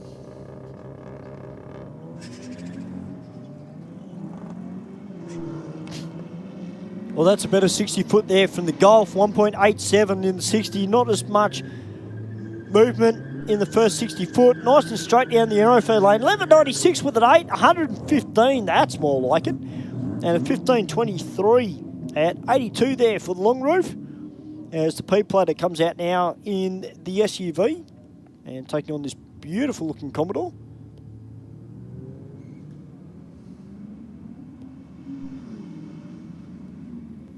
Because we haven't had the big Golf contingent out here lately. We used to get a fair few cars from Parker Tech. They used to come out. I guess it'll come in waves. I guess as people's time and availability aligns with having a Wednesday evening off. Yeah. Be nice to have the Galano Engineering Golf back again. Yeah, it would be interesting to see what they've been working on with that car. Of course, so last time it raced here, it was a world record that it took home. So it's certainly well worth a trip. Yeah. The Rocket Lane out in front there, Stu, an 11.68, 118 mile an hour, to an 11.86 with an 8 at 113 in the Aeroflow. All right, the Holden Commodore up against the Holden Colorado. See what the big diesel's got for us. 2.29 in the 60.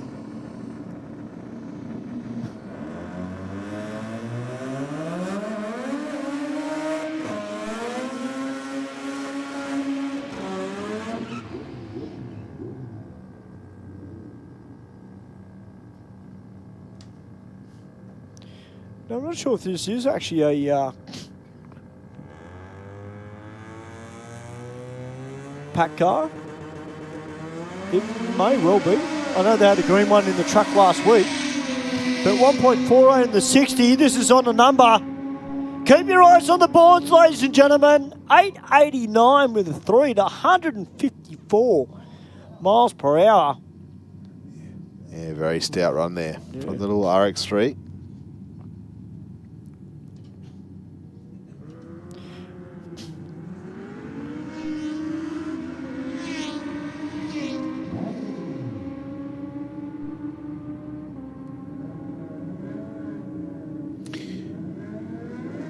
.969 with a 2, 149 mile an hour. Wow. 11.26 in the Rocket. Geez, that's hauling, mate. Absolutely hauling, Steve. I mean, the breeze has died down a fair bit outside. They did have a slight tailwind earlier this evening.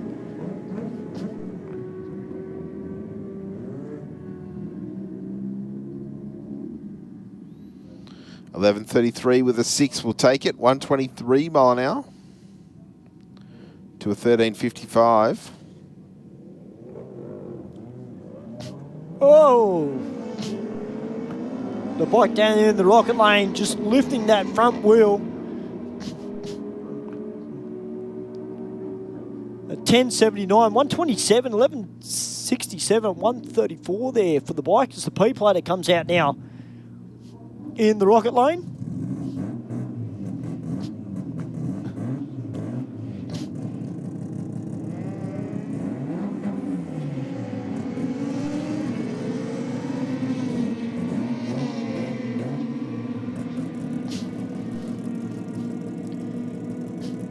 You can see our IHRA official on the finishing line. I don't know what car he's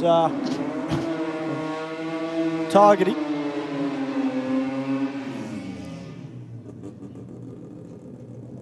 All right, the SIG 100 Racing RX3. Got the street tyres on the rear end of it.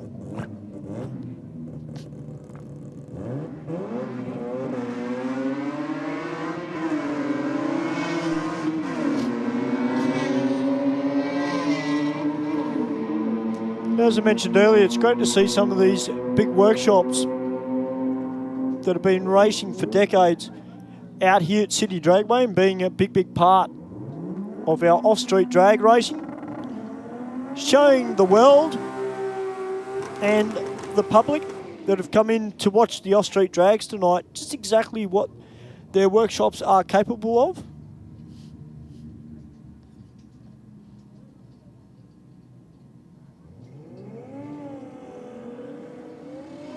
All right, the Crusader out with a 1.96 in the 60, up against that Commodore Ute. Not a 12.29 there, great consistent car.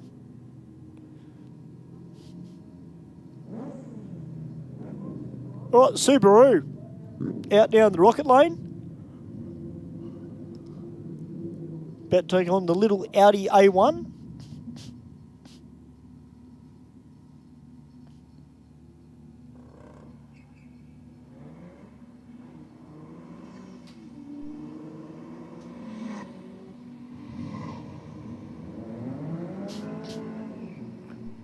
Well, 2.03 in the 60 from the little Audi. He goes a 12.84 with the 6 at 110. Great pass there to a 15.68 as we got the Mitsubishi Mirage. Down there in the Aeroflow lane, about to take on the Volkswagen in the rocket lane.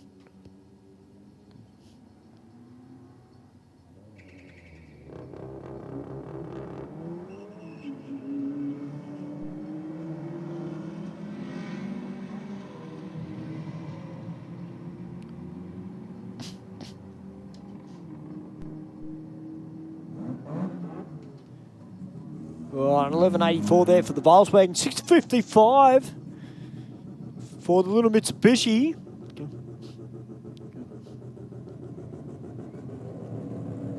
As the SUV comes out for a run.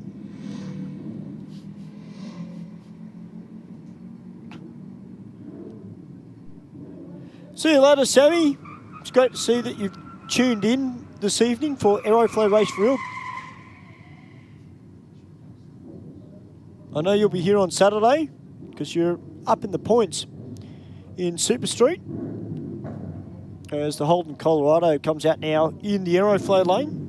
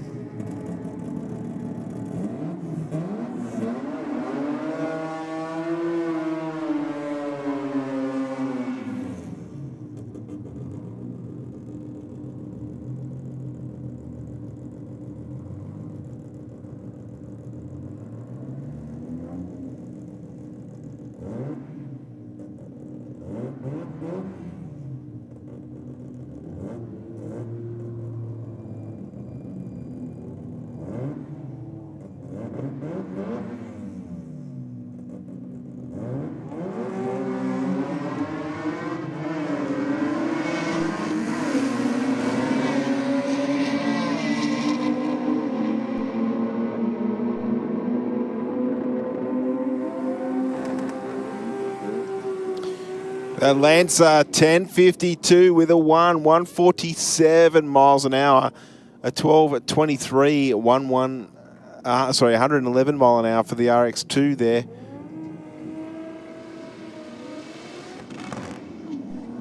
The little Mazda getting quicker each time it came out, but very strong pass there for the Lancer. Was on the brakes across the finish line as well.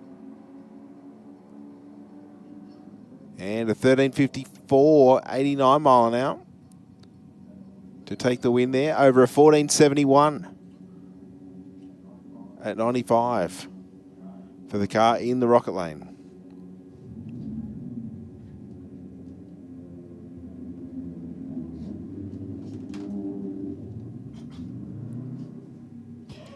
All right, guys, the Foz is coming out now. Yeah, the Subaru Forester.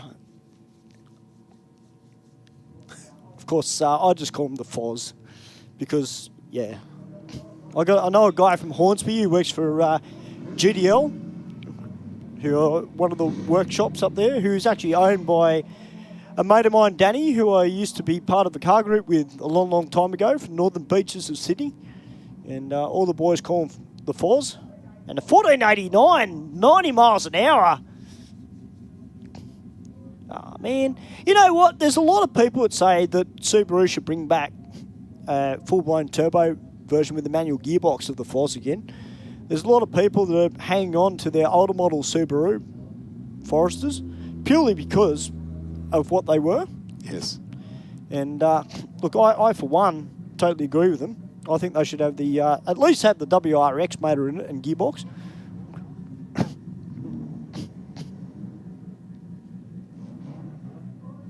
All right, we've got this R33 Skyline, which on its last pass was just spinning the tyres off the start line. Now he's running nitrous on this car, which is always fun.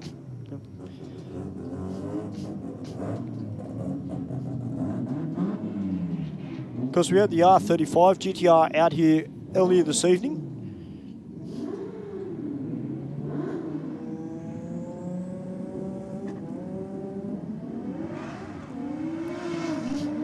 That's a little bit better. Still moving around a little bit. Oh, not where you want to be. You want to get out of there, out of there, out of there. You don't want to be in the centre of the lane. There's no grip there, son. And a 12.57 with 9. Geez, I sounded like Chris Diggles just then. Yeah. You did a little bit, actually. Yeah. All right, big Georgie Raham out now in the RX3. Surprised Sam Steck hasn't logged onto the chat because he normally puts up the gorilla emojis. Emojis. The old hippie dance off the start line. They went after it on that pass. 1.61 in the 60, but just unloaded.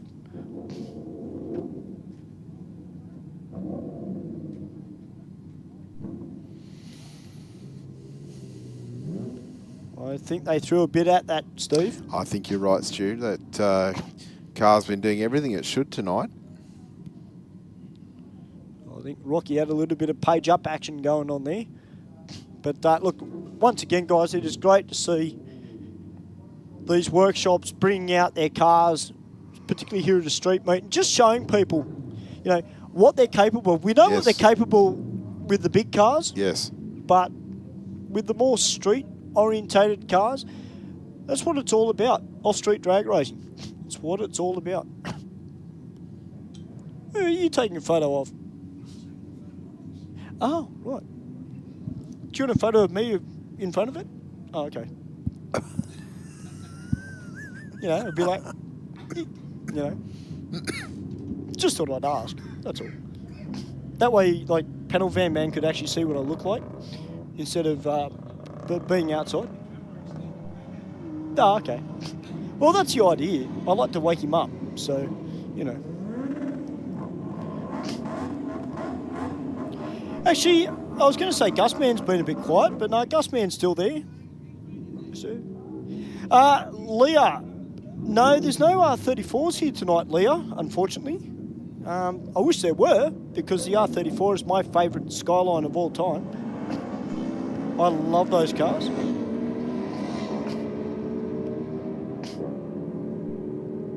So that bike getting close to the centre line there in the Aeroflow lane, 1094 with the 7. Not a bad pass there, Stu. Only a tenth of a second between those two bikes across the finish line.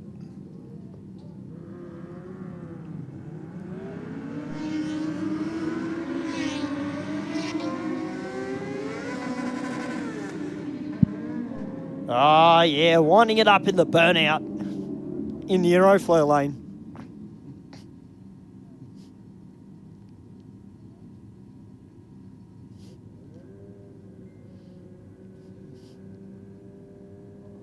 I must have missed RC not being on the live chat.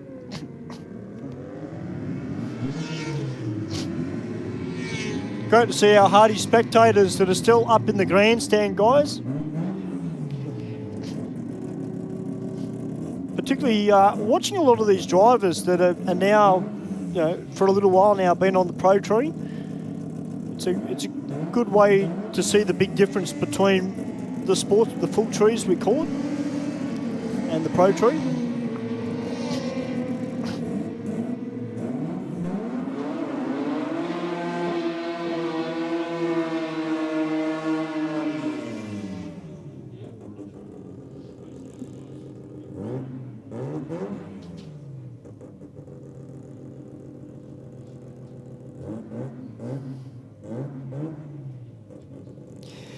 Yeah, V10 Crazy, there were some BMWs here this evening. We had a little BMW M1. We also had an old school BMW 318i convertible it's been racing tonight. An RX3 getting a little bit wiggly and goes to 12.44 with an 8.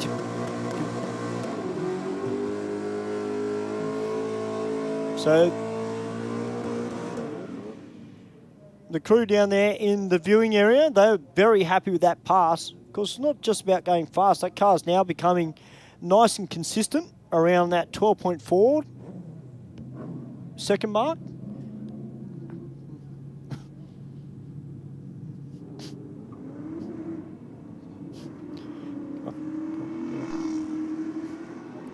Actually, V10, one of the guys, my boss, my head boss that I work with, that just bought a new electric BMW SUV, and yeah, I asked him about. I actually thought it was hybrid, but apparently it's full electric. Well, guys, that is it for tonight's Aeroflow race for real. That was the last pass, the 1365 at 108. What a night for off-street drag racing, though. Everybody's put in a fantastic effort this evening. To all our spectators that came out tonight, thank you very much, guys. You're very much a part of Race for Real, as are our racers. To all our officials, well done, guys. Great job. And, of course, it wouldn't be Race for Real without my partner in crime, or one of my partners in crime, the Bushman on the mic. Thank you very much, Steve, once again. Thank you very much for your efforts too, Stu. It's been a great night of racing here tonight, as always. And, of course, look forward to the company of the racers, spectators, and, of course, the Sydney Dragway officials and crew on next this Saturday coming. Of course, Benji will be up here as well, flicking the cameras and keeping everybody up to speed on the Sydney Dragway YouTube channel. So that will be our next event here at Sydney Dragway, which will be Saturday. We'll kick off at around 9 o'clock, I think it is from memory. The stream will start straight away. We'll get into qualifying and then, of course, into racing into the evening. Scheduled to finish around 7 p.m. So it's a full day of action here at Sydney Dragway. If you can't get to the venue, join us on the live stream. Don't be scared to chime in and have a chat. And until then, I guess, Stu, we'll see you all next week. Be safe on the roads. Absolutely, guys. Big thank you to Big Bad Benji for, as Steve said, for all the camera work this evening, looking after all our AV stuff as well, making Steve and I sound good as well. And to everybody that was here at the track, guys, thank you. We want to see you back next week. Please get home safe. From myself, I'll be back next Wednesday. Don't forget, guys, this weekend Steve will be here. I don't know who's commentating with. I don't know if Les or Pat. Pat and Les. Pat and Les? Yep. Fantastic.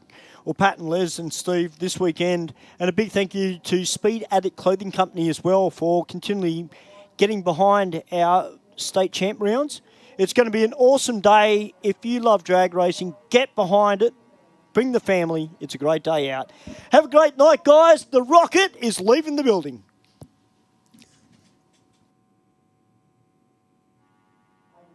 Amen.